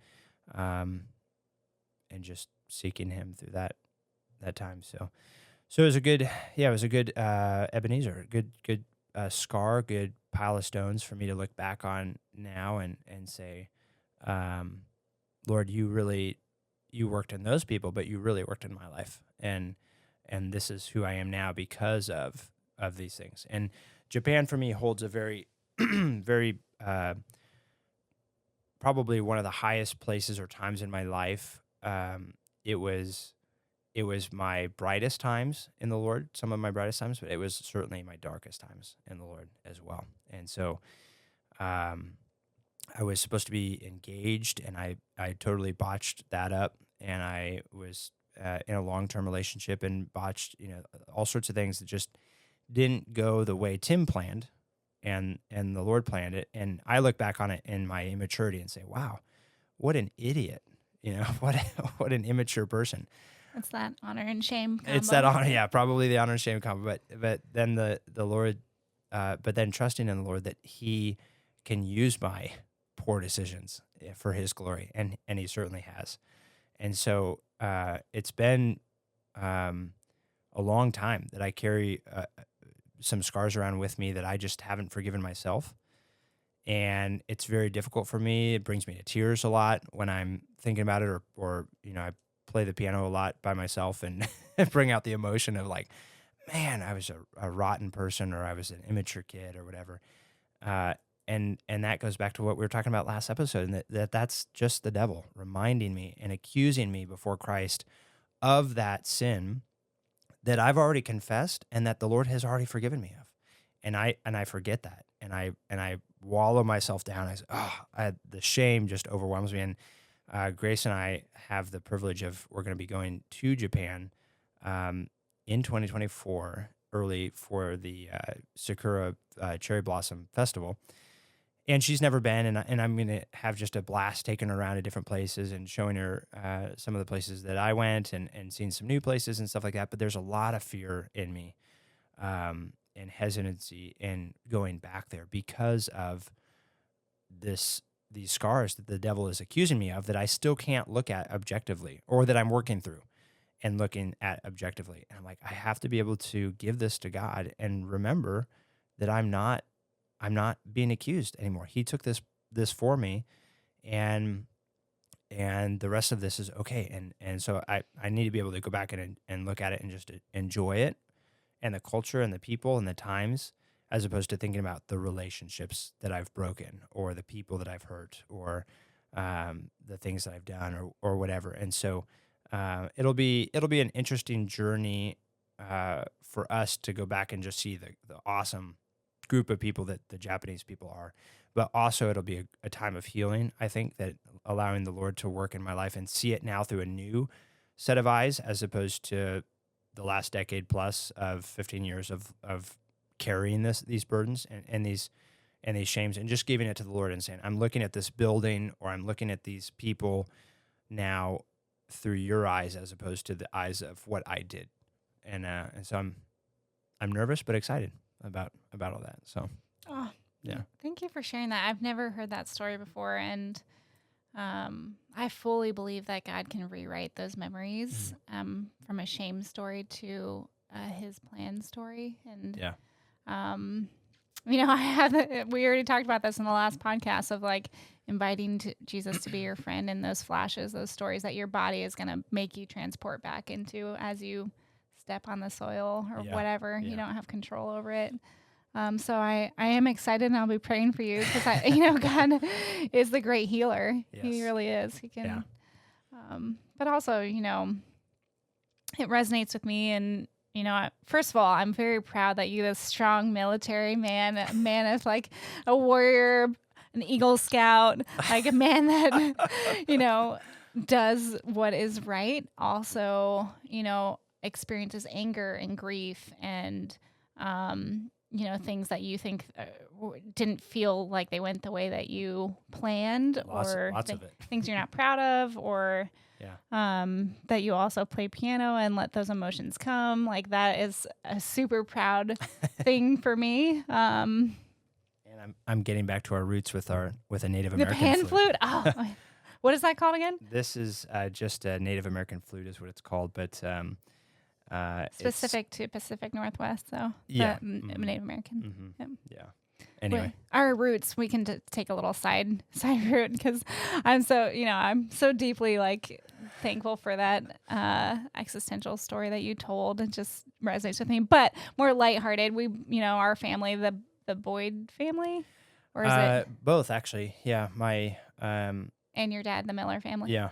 Mm-hmm. Yeah, so the Boyd family, at least I know, is from Seneca, Iroquois, Iroquois is the nation that has a bunch of different tribes. So Seneca is one, but Mohicans is another. If you need a popular reference, it would be really cool if we were Mohicans. But hey, Seneca is really cool too. Seneca is really cool. So Seneca and Iroquois, the Iroquois nation is created a constitution in which America modeled the Constitution out of. Yeah, a little side note for you listeners. Yeah.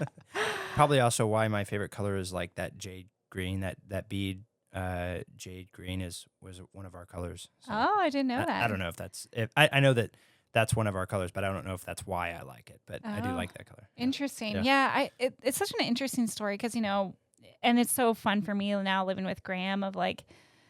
When my dad told me that, we're, from Native American heritage, this was like in middle school that he told me, and my, grandma's dad, so my great-grandpa. We are the last generation, 1/8. If we had been registered, we would have been considered part of the... Get to go live with them and be part of our people, the heritage, our history. Yeah. But we didn't. My great-grandpa was half Native, half Seneca, and he, at that time, it was, pretty... Speaking of shame. Yeah, pretty shameful. Like, Graham tells me stories of, like, he didn't even want to walk her down the aisle, I think, in a church. He didn't walk her down for her own wedding because Native Americans weren't allowed in the church at the time. And he was so shamed as a Native American. Yeah. Which, that's the whole civil rights movement in times back then anyway. But just such a sad story that's part of our... racial tension, history. And I think that really played a part of my life of like feeling that we've missed out on this huge part of culture. I'm kind of tan with brown hair, brown eyes. Like, why do I look the way that I look? And also in the Southeast, like there's a lot of racial history there. Like Richmond is full of racial history, and maybe perhaps the whole world. Not specific, but. Our pastor back in Fredericksburg that took me on my first trip to Haiti was grew up on a reservation, the Powhatan Reservation, which is Pocahontas. Camp Powhatan actually was my was the first Boy Scout camp that I went to because we were part of the Camp Powhatan Council in Troop 4058 out of Lexington Park, Maryland. Yeah. Oh, wow. It all comes together. Yeah. So, I think that this theme has like pushed me in ways of like, I don't know, maybe I just really like was so fascinated by the culture that we missed out on and this like sense of stigma and shame and like exclusion away from society. That really didn't affect our family. We chose a different path. But, that pastor that we followed, certainly he grew up on the reservation. Like his here, I'm sorry that this is going to offend some people, but his license, I think he's a little bit younger than my dad. So my dad was born in 57. So he's probably, I don't know, this pastor's probably like 60 now or. Sure. So he grew up, he was probably a teenager in the 70s, I guess. Yeah. And his driver's license said Negro on it. Yeah. And he's like, I am Native American. I don't understand. Yeah, Negro wasn't a term It's just a reserved race for African Americans. It was a term for like, anyone non-white. So Right. all of our paperwork is Negro on the Native American side. Yeah. So it's just like interesting. Anyway, so it's really pushed me into like this reconnection to the land. Like when I started rock climbing in West Virginia, it's called Seneca Rocks. And the people, which I assume were Seneca, but they used to climb over these like giant granite fins that jut out of the earth and are shrouded by mist. Yeah, Avatar. Avatar. And there's like this wall, wall of 1,000 pitons where there's like old world, 1930s and 40s pitons, which is little metal pieces where the troops would train to go storm the beaches of Normandy and climb castles. And so like just a super interesting piece of rock. But I get my it's hippie. Your piece of rock. It's my island. If you've ever seen Braveheart. Yeah, but just this, huge call to. That's the Boyd side. is the Braveheart side.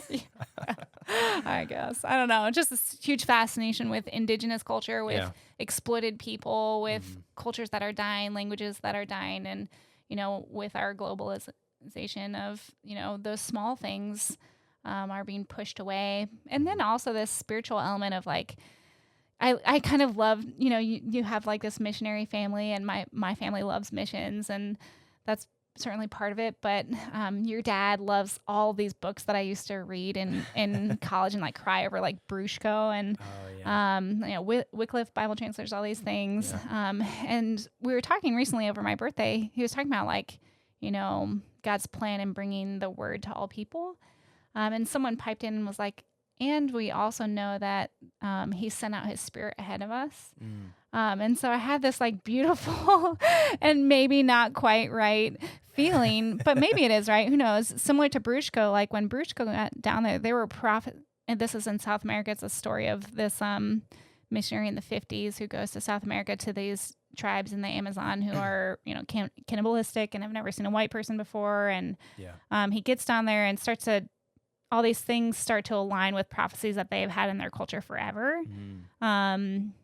And starts to explain who Jesus is and explain like, faith is like tying into these trees because they're all tree climbers. Yeah. And like Jesus is true in every culture, no matter what language, what cultural reference you use, this adaptability, like he has sent his spirit out before us. And so I can kind of get a little frou-frou I just love indigenous cultures so much. And I believe the spirit is, alive and well, even in people that have not accepted Christ yet. Like he is going out before us and making hearts ready to hear, or even like presenting themselves in visions or dreams or things like that. I know that we got on a really far sidetrack from, so we can go back to Japan. Sorry. But I don't know. I feel like there's so many stories in my life that is from that heritage of like wanting to go travel, wanting to be authentic and be in nature, be with people that maybe are in the cuffs of society, I guess. I feel like there's about 1 million stories that I could go into, but I'll hand the mic back over to you and you can take it. No, it all ties in. My dad's side is Blackfoot. So which is out of the Dakotas? Yeah. Okay. So that's the other side of us. So it's sort of a mixed Native American style, but nomadic and probably a lot more like Seth, my Marine brother, who is more tied to the earth than most of us too. So, but yeah, definitely in our blood. But it all ties into this story of humanity, and where we came from and who we are and what our identity is. And really the heart of the crisis today is people don't know God and they don't know who they are. And that sets them on a course that is tossed to and fro by any wave of doctrine for anything that they hear or any cause, because at our core, we are passionate people. We need to believe in something. We want to believe. We're designed to believe. And nature cries out to God. And to be part of a cause. Mm-hmm.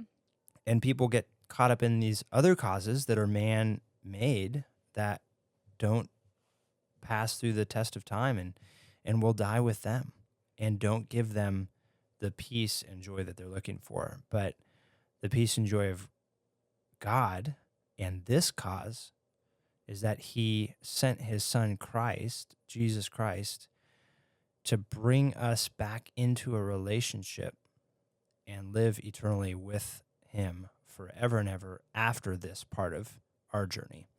So looking back on these stories, you know, the hundreds of thousands of stories you have and the hundreds of stories I have and the hundreds of stories people have that are on the show here, we look back and we see these piles of rocks and these important moments in our life, and we can use those pain and pleasure points to say, how was God working in that moment? And yeah, it sucks in that moment. And yeah, it's a lot of the deepest, darkest pains of my life were a lot of that time in Japan and hurting people that I truly love. And so to face that in with the shame and the again, it's the negativity of Satan saying, I can't take your salvation, but I can make you ineffective for the gospel. So let me bury you in shame. Let me remind you of your past. And that was, speaking of exercising these muscles, it was part of my journey coming back to Whidbey. I grew up here. I graduated high school here.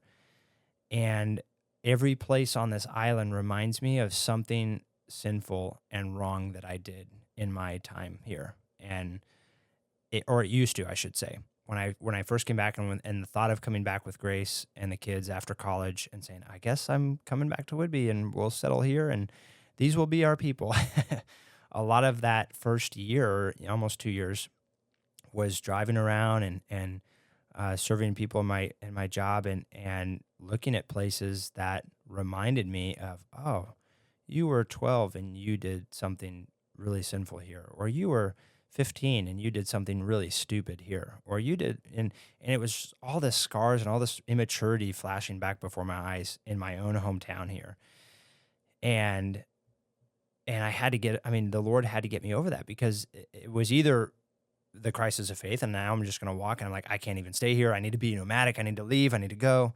A lot of that was calling out to me like, I can't stay. I got to go. And but the Lord worked through my life so much in saying, hey, now these are moments where you can look at these. You can look at this pile of rocks. You can look at this seawall out here on West Beach that has now since crumbled, that you used to go take girls to and, high school or whatever. And you can look back and say, this is a time where the Lord provided for me even when I was drifting far from him. And this is a time where the Lord was faithful to me, even when I was drifting far from him. And when I was being a fool over here or doing something stupid for my own agenda over here, the Lord was faithful for some reason. That's the mystery. He was faithful to protect and provide for me in spite of all of my foolish sin and my poor decision making. And so now I can see those moments and I can say, wow, praise be to God.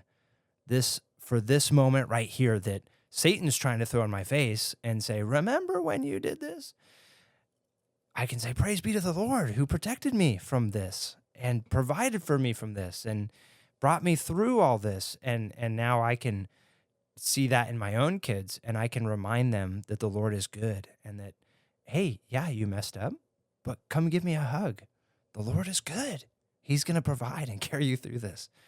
And other people too. So that's just the real sweetness and the joy and the mercy that we've talked about before of knowing God and knowing Christ as our Savior and why I can play the piano and cry out in good ways. And also Gosh, I love that you're a dad that can pass this on because, it says like God is a compassionate father. And I think that's hard when you have parents, there's landmarks in my life where I'm like, oh, I know more of the world than my parents do because my parents are upright and just and, whatever. And so you have this like beautiful empathy and compassion and grace that you've experienced of like, gosh, I really messed up big time there, even when I knew what to do. And God's grace is sufficient for me. And you get to pass that on to your children in a very real, practical way, which is so cool. And, I think that really shows the Lord's work in your heart and the healing that you have had. Because we've talked about this before, as you have children, which I do not know real time, but I have seen it it can be a little bit like heavy and triggering as they grow. You have to go through these memories that you've experienced too. And so that you have experienced healing and can pass on your experiences with God's love to your children is so neat. And to have grace, like you're going to mess up, like it's going to happen. It's just beautiful. Yeah. So it's been good. It's been a good journey. So I think we wanted to transition into 10 tips for travel. Good. Yeah. You were on Great Minds Think Alike. Yes. Did Jamie ever get back to us about how many miles it was from Sendai to Yokohama or Tokyo or I got Yokosuka? Fukushima to Yokohama. Okay. Is 266 kilometers or 165 miles. Okay. So nice. Yeah. I don't know what that means so in well terms of that gives you the radiation scope of how massive the tsunami was and how massive the earthquake was. You think, okay, 9 point whatever, that's probably big. Then when you put it in miles or kilometers, you're like, oh my gosh, that went all the way down there. Oh my goodness. And then radiation exposure, because you weren't. So we had radiation exposure, flew through a cloud. At the time I was on the flight, I used to work on the flight deck on that carrier, and then the other carrier was below deck. So all of us that were on the flight deck got exposed to radiation cloud. I don't know if we knew that we had at the time, which is the probably the dangerous part, but we knew that it was in the air. So we had all of these protocol and procedures, these things called TLDs, which you wear on your belt. It's like a tracker. Yeah, it tracks to see if you've got radiation, and then special hazmat suits, and we had to go through washing stations when we would come back in. No, that's what we do in work. I work with, radiation. Yeah, so we have to wear lead and trackers. And I don't think they were lead. I think there was just like a disposable full body hazmat suit kind of thing. Maybe it had lead, so maybe I've got would have other. been really heavy. No, it wasn't heavy. I would have gotten lead poisoning. Probably. Only if you lick your suit, you silly goose. No. But yeah, so that was fun. But there was a lot of different things that happened out there. And the Reagan was out there with us, and they went through. Their aircrew flew through a cloud of radiation and then landed on the flight deck and brought it with them. And then the ship went through it as well, I think. I can't remember off the top of my head. But it was just a mess. I mean, it was a big mess. But the Lord is sovereign and good in messes, and gave us opportunities to clean up those messes and witness to people about, like you were sharing, which is so beautiful. This pain, this awfulness, this tragedy is but a mere reflection of what eternal tragedy looks like. And how do I save you from that now? I'm giving you food and medical supplies temporarily to fix the moment. God cares about our immediate needs. Exactly. Yeah. And so how do I provide for that immediate need now, but then also share with you how to avoid the forever darkness. So you've traveled hundreds of places. I mean, you're in your high 20s, low 30s, and you've traveled most of the world, more than most people. I've traveled a few places. Quite a few, I'd say. What are some 10, we're going to do 10 travel tips for our listeners to end on a high note here this episode. I feel like, well, okay. Or is it, are we doing 10 travel stories? So I feel like, okay, we should do a couple of basics and luxury. Because my travel, like, okay, on the go, my grab bag is kind of like more tailored to all of my stuff is a little bit survivalist. This is my grab bag right here. Yes, It's a your go bag. Okay, what's in your bright go bag? neon Fanny pack. That's great for pickpocketers. Please Yes. come. Cut this off me. Yeah, so that's the nice thing about Tahiti is I feel like I'm similar to that. Like my purse is like a sling fanny pack thing, kind of a go bag. Yeah. So I feel like some things that I take away are not necessary, but I always travel like this. So I always have a life straw, reusable. Wow, look at you, Boy Scout. Yes, yeah. So I don't even carry a water filtration system. Although to be fair, you go places that are way more epic and exciting than the places I go, which are more luxury. Well, and I love luxury now. We're refined. But yes, I also just like feel deeply burdened by like in Haiti, like they burn their trash, so there's a big burden of like what do we do with all these plastic bottles or like same thing with like Thailand. We went there on a tourist vacation, but you go to islands, same thing with Whidbey, like you're very conscious of your plastic. So like some places like Thailand, you can just put your like Thai quarters essentially into, if you just do a little blogging, a little research beforehand, like they have clean filter stations all around the country. And so instead of buying plastic bottles every day, you can even keep the big plastic bottles that you buy and refill them there. Yeah. So that's my top tip is either... Here, smell this. Yeah. This is from Thailand. Oh, is it? Yeah. Tiger Balm? Similar. Ooh. Oh, the potency. That'll clear your sinuses. Yeah. So that's my first. It's not luxury, it's survivalist, but I always carry either a reusable bottle and try and get, either go to hotels or places that have or just free suck water. it out of the pond with your life straw, I guess. Well, and they have water bottles with the life straw in it, so you can refill your water bottle out of the sink in places like, that you're not sure if it's clean water. That is a wise travel tip. Yeah. Or you can put a little bleach in your water if you're that person. But yeah, so expert travelers say that the stomach bug that you get from foreign country water and food is the number one trip crusher. Yes. And, not very fun in the resort. Not or fun. The if you're out in the resort or out in the wild, it's not fun. And it's not even like dirty places. Your gut biome is used to where you live, right? And you're going somewhere new and trying water with it's still clean water potentially, but has different stuff. Yeah, in and it, that you can get your GI upset just from waterlogged vegetables like lettuce or coconuts or whatever. So, So I also do try and if I know I'm going to a more remote location, I will bring some GI upset medication beforehand. Yeah.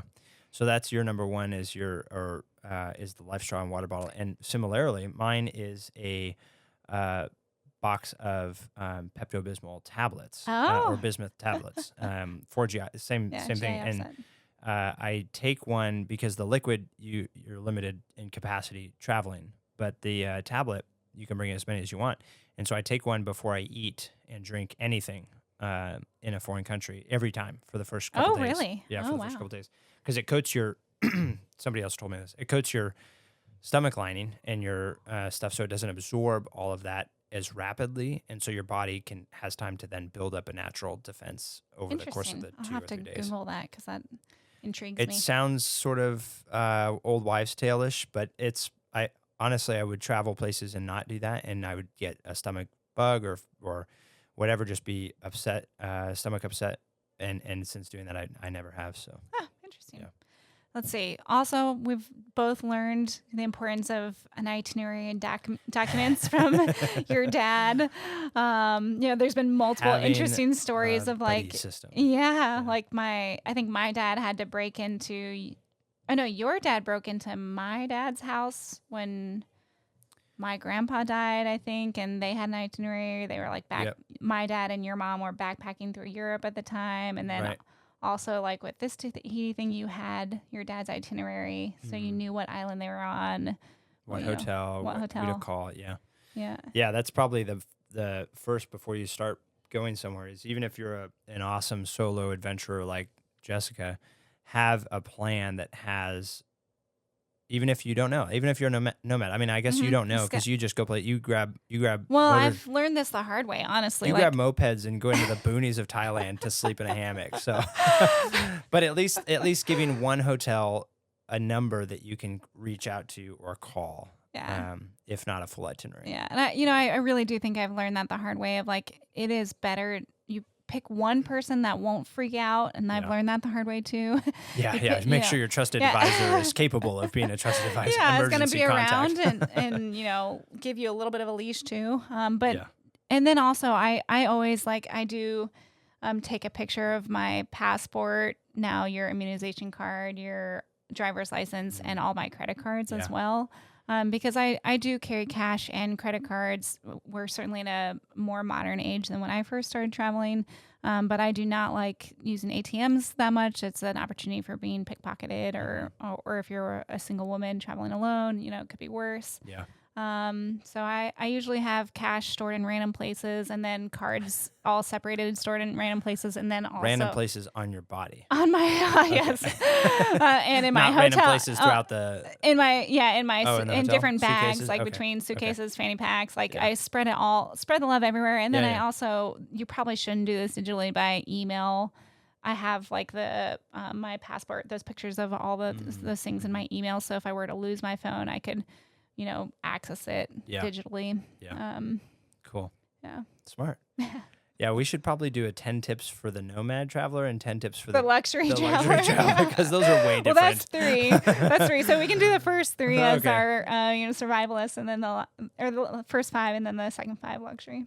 Mine, I just call ahead and make sure my credit card companies are updated on my travel plans. There's some that you don't need to. Capital One, I think. That's true. There's a few that I have that I never need to. And I go often enough that the banks know now. They're like, he's fine.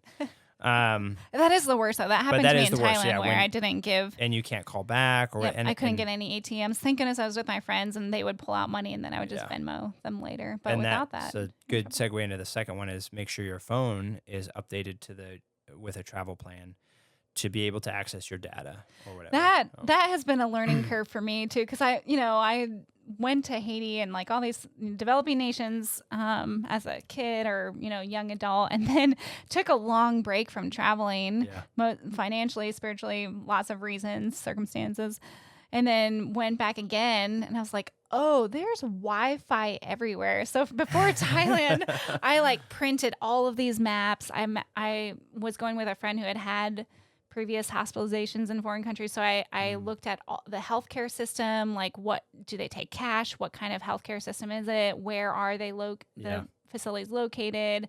What is all? You should still do that even with the tech, but it is nice now to just Google hospital. Yeah. Especially, Thailand, everyone speaks English. Yeah. There's a lot of English speakers and a lot of easy transportation and seriously Wi-Fi everywhere. So now you really can just, In the little tuk-tuks? Yeah, maybe not in the tuk-tuks, but they just had the party. Disco ball. But now I've gotten a little bit more relaxed where I'm like, okay, I know if I just get off the plane and go to some sort of cafe or hostel, I can figure it out from there. Get in the Wi-Fi. But yeah, so I would say at the beginning for me, a buddy plan is probably number 1. And, that's probably spiritual. I mean, it is spiritual. But explain buddy plan. What do you mean? It's also military, and it's also Boy Scouts, and it's also just a good idea to always travel with someone. And this goes against that rule. This goes against everything you believe in. But I'm learning.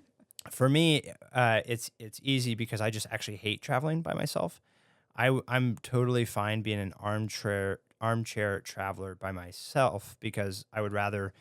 I can sit here and look online and Google Earth everything myself, but I go to places to have adventure with people and to do things with people and to show off a place I've been to with someone or to do something new that I've never been with someone. And so, and sharing those memories with people, because I'm an extrovert, but also it's just, to me, it's more fun than doing it by myself and nobody there to witness the sunrise, nobody there to witness this cool thing or try this new food with me or whatever. So it's natural for me to go with someone anyway, but also it was just ingrained in my life as a Boy Scout and military and everything. You never know when you're going to be the one who needs help. And having someone there to even just be a second set of eyes, or to back you up in an alley, or to watch over you if you're getting a drink, or to make sure we get all the luggage, or whatever the case is, or just to have somebody to talk to is hugely important. So traveling with someone, at least one person, is my number one. Yeah, rule. I think I've learned the value, am starting to learn the value of that, of like, there's beauty in having ultimate freedom when you're traveling solo. You do not have to worry about conflict with your travel buddy. You don't have to worry about their itinerary, their preferences, all these things. Yeah. Which I've encountered before on group trips. But there is that sadness of like, wow, this is the most amazing thing I've ever seen, and I have no one else Nobody to share here it with. except my Instagram. Yeah. Which I don't post a whole lot, The but loneliest people on the planet. yeah. So I feel like I have some of my like most awesome stories, and like they may never get shared with someone else unless I tell them. Yeah. Which is okay to a point. Yeah, it is. But after a while, it's, and then Yeah. also like the, when Nate joined me in Tahiti, I have so many protective measures traveling solo, Right. like interactions with taxi drivers, whether or not to even say that I'm single. I don't drink very much at all. Yeah. While I'm traveling solo. I don't go out at night. Well, there's all these like safety, Good, wise solo travel and, plan. I hide all my money in various places, all these things. But then like, Nate joined me, and it was like, I know I'm an ultra feminist sometimes. I really am not. I really believe in the best for all people, whatever that looks like for you. I'm an optimist, I think. But I can have some powerful female, like, yes, we can, Rosie the Riveter vibes. And when Nate came, and he would just like carry the heavy groceries on the kind of long walk, like, and hot, sweaty walk back, and like walk on the side of the sidewalk where the cars were, and like put me on the inside. And I just like, my heart melted. I like felt just like this, whoa, I can Somebody relax a little bit. Yeah. And like we walked past like some hooligans at night on the way to the hospital, and was like, oh, normally I would cross the street and like watch them Implement the your entire safety protocol. like full alarm mode. And I was just like, well, I'm just gonna watch him, but I feel a lot better. Yeah. So it's just like this beauty of having it. And then we laughed the entire time. I know it was a crisis trip, but we really laughed an inappropriate amount of times.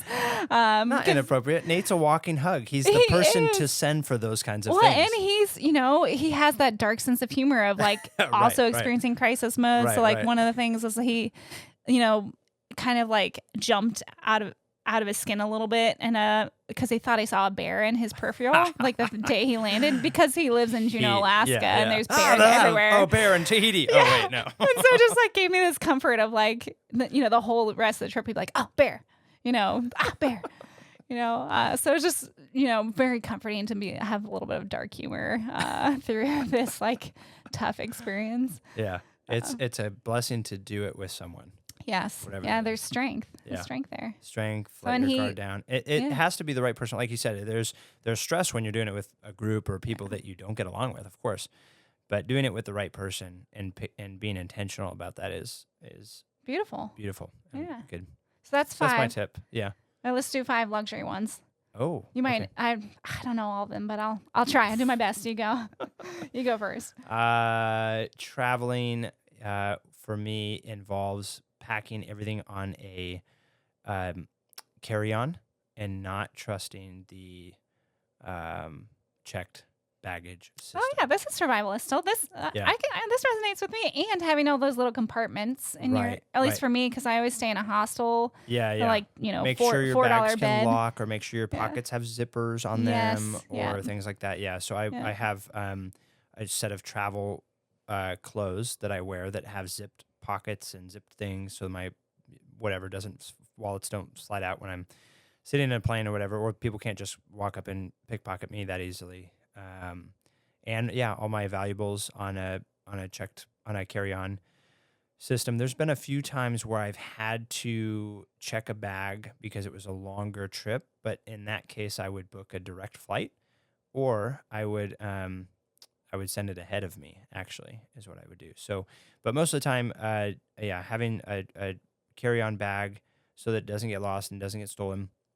And I thought I always used to travel with a backpack because it's more mobile, it's more versatile, because I used to be cooler like Jessica and walk everywhere and travel places more nomadic. But now I've really enjoyed the wheeler. Really, I'm hoping to transition in that soon. Yeah, it's adulthood. Starting to get to the point where I'm so tired of having a backpack on. It's just so sweaty and heavy. It's heavy and awkward, and all the places I go are Ubers or taxis, and my journey between places that I'm carrying something are very short. So I just pull it, and it's so nice. And so having a bag that you can wheel and do that. And so then the key is when you get up to the gate, you check it there at the gate. So you don't, because I also don't like the burden, the first world problem of wheeling it all the way on the airplane with me and finding a space for it and whatever. So I check it at the gate, and it's free, and gets it out of the way. Check your carry-on on the gate? And it's still, still it's there on the plane with you, because they're checking it right there at the gate. So there's no way they're going to lose it. And it's locked. And then I don't have to carry it on. Then I have my little fanny pack here that I just carry on the actual plane with me. So that's 6.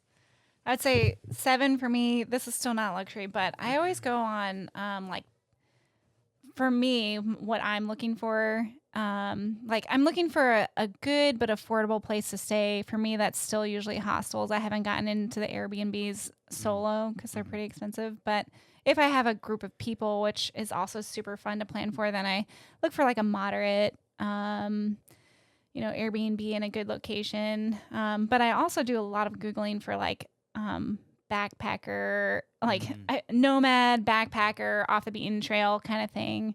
And try and make a mix. Like if you have a week, I try and do a mix of like off the beaten path, and then also try and hit the highlights too.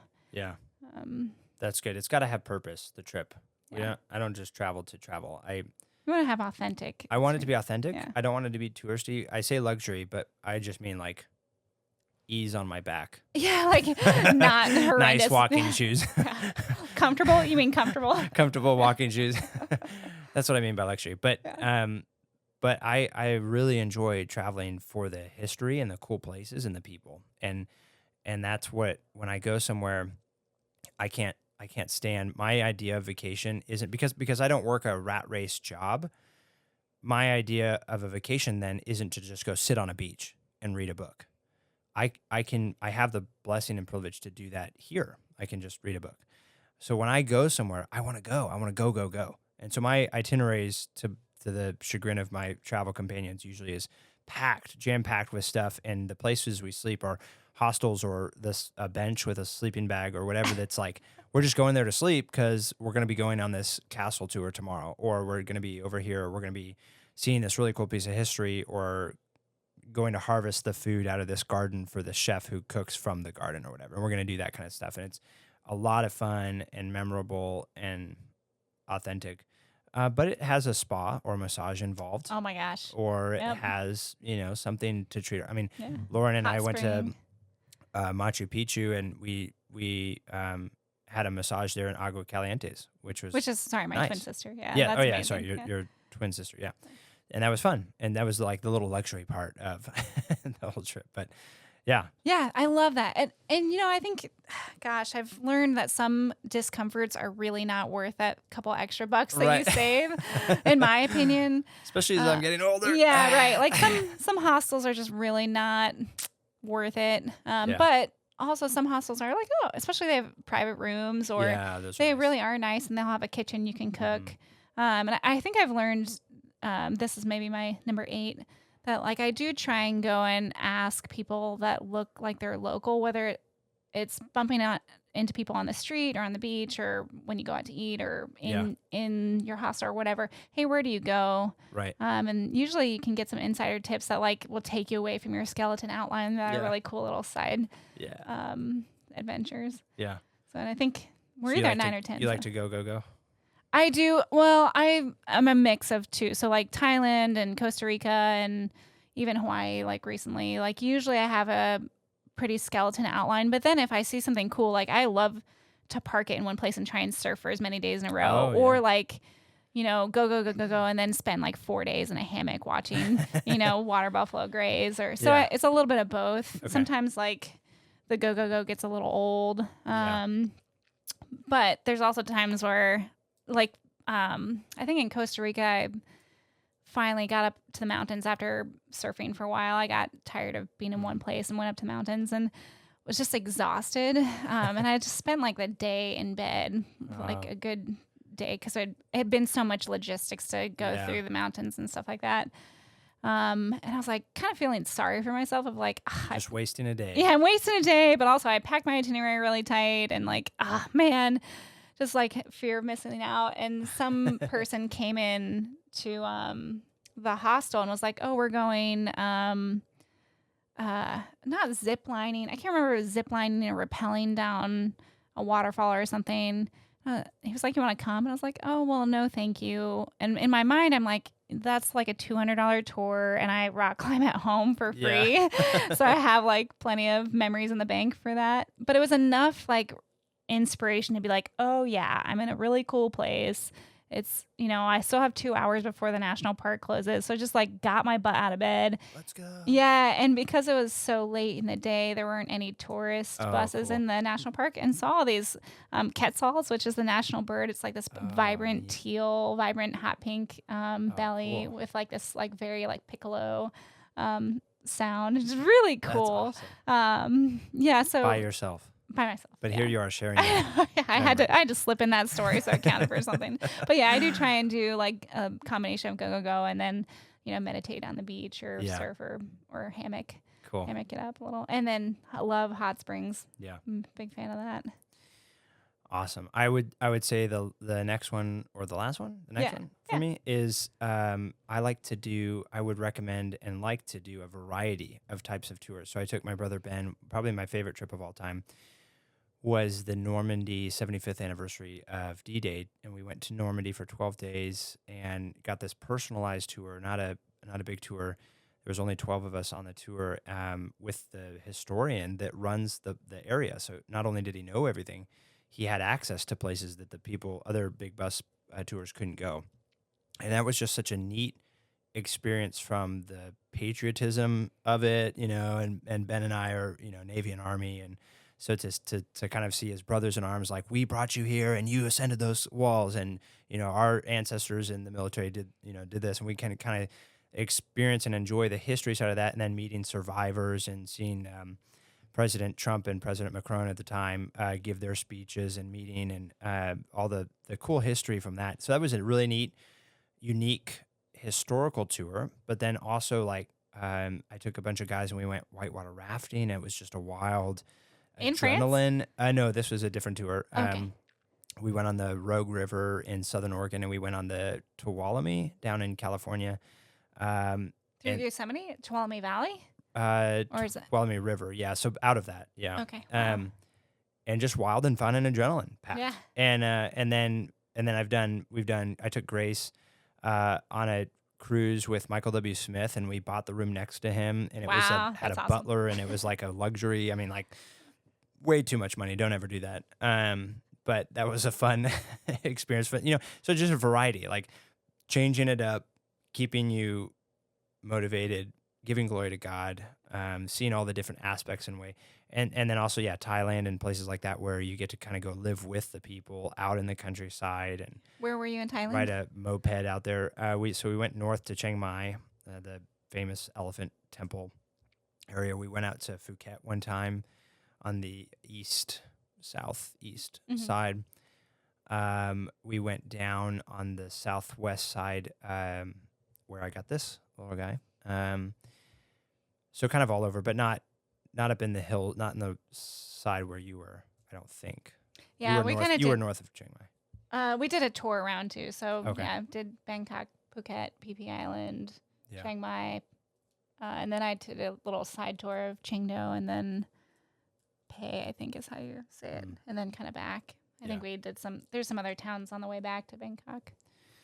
Yeah, so just, variety of tours. Yeah. Yeah.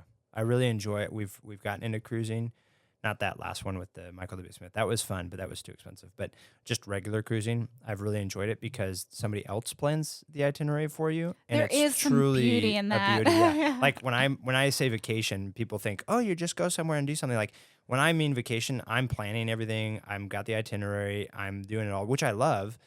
And it's enjoyable and I do all that kind of stuff, but there is, something nice to just let your hair down and relax and say, all I have to do is get onto that ship. Which is why I like going on trips with Tim, because I'm like, I get to, he's the ringleader, just get to go enjoy. And then all I have to do is get off the ship and that's it. And everything else is cared for and I can eat as much as I want and I can sleep when I want. And that's truly like, and forced away from your phone. So that's really, truly where I relax is what we've enjoyed recently is the several cruises that we've been on around different places and just letting someone else feed me and That's sleep awesome. and not have to worry about anything, which is nice. Pro tip. We'll call that, and at lost count, we'll call that pro tip number 10. Let someone else take care of you for once. Yes. Yeah. Last one for you. Oh, gosh. I agree with that. Let someone else take care of you for once, I think, in general. In general. That's a good life tip. Yes. Yeah. Yeah. Know how to self-care Yeah. and not just travel to escape shame or to escape people or for pride or glory. I do that a lot for my own pride or glory when I was younger. So, but to do it for the right reasons. Yeah. And also, I think it's okay to have fun and enjoy this world. Like, gosh, this world is so unique, much. so cool. But my hippie heart is so enamored with, God's creation. Yeah, So, yeah, I think it's okay to have fun. definitely. Yeah. Speaking of fun, we'll end it. What's the next big thing for you, big trip for you on the horizon? Gosh, I don't know all of it yet. I'm trying to figure out whether or not I will go to Tahiti. So would definitely love to get some snowshoeing in with a group. And there's just this beautiful nice. group here that I feel like, oh man, if I can just figure out how to be a part of it, I can, some of the stuff we already did in Colorado of like take a group out snowshoeing or take a group surfing. Yeah. So it's like this beautiful opportunity of a community Yeah. to like get to enjoy a new state with people, but I just Right. have to figure out what that looks like. So I really do think I'll probably try and do a surf trip in Tofino, I think is what it's called, in Vancouver. Maybe go to Tahiti. That would be fantastic. Go to some remote islands. That would be really cool. We'll see. I really don't know what God's will is on that. Cool.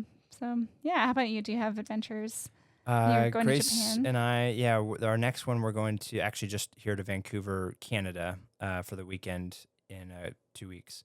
There's a mission fest that they're having there. And so we're getting some ideas for our global mission council here at Family Bible Church. Every year we have a missions weekend that a lot of our supported missionaries come back to and preach at and share what they're doing around the world, which is a really cool exposure for me when I was growing up of like how I got to know places of the world was these people from Papua New Guinea coming back or these people from wherever coming back and sharing their life in the Lord. And so they come back in May to do that. But what we do on the church side is to prepare for that is to go get support and ideas from different areas. And so Grace and I are going up to a Missions Fest Vancouver here. That's so cool. So Which jelly. will be in a couple weekends. And then we're taking, my mom is celebrating her 64th birthday this coming March. And so we're going to take her to Palm Springs, which is not an exotic place by any means, but it's warmer than here. And Mom and I both share that love for the sun. Maybe the Native American in our heritage in your blood. in our whatever it's called, not serotonin, but in our skin, melatonin, melanin. So we're gonna go to Palm Springs and just sit out in the sun with Grace and the kids and my parents. And your dad is not gonna come? Mom and Dad are coming, okay. And Ben and Stephen are coming. Oh, great. And do you want to come? Yeah, kind of. March. It's the last week of March. Okay, yeah, kind of. Okay. But also maybe There's going to be Hawaii. snowboarding. What? Yeah. We're going to Big Bear. Oh, really? Mm-hmm. Oh, okay, I do want to come. Okay. All right, we can talk about this off. So that's the next one. And then and we got some other trips coming up in the summer. But that's awesome. Yeah, we're excited. So well, I'm so happy to hear about the past trips and the future trips. Yes, thank you for listening. For all of you tuning in today, as we have shared our love of traveling, as we have shared some tips, as we have shared our testimonies and our lives with you, some vulnerable moments on the air, which I appreciate you for, and thank you for asking me. So, for all of those of you listening to the Ana Vivo podcast, we appreciate you as well. We wouldn't be here without you guys and the authenticity and genuineness that we want to bring to the show. Myself as your host and all of the guests on the air. So until next time, thanks for listening.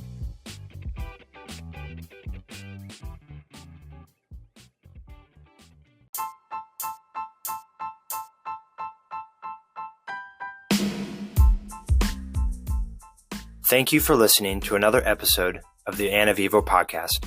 We welcome your feedback and ideas. You can learn more about us by simply Googling the word Ana Vivo. This podcast is supported by listeners like you. I am a licensed real estate broker with Compass Real Estate and a nationwide real estate matchmaker. We consult with you for free, find and vet the right real estate professional that specializes in the area and niche you need, are paid by that professional, and they get clients like yourself who want and need their unique specialty or winning track record. If you or someone you know is in the market to buy or sell real estate anywhere in the U.S., don't simply web search the highest paying advertiser. Let us use our licensed experience to find and vet the real and best professional for you.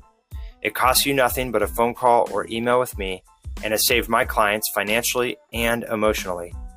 I'd be honored to serve, and you can reach me direct by email at tim.c.miller@outlook.com. And as always, to God be the glory.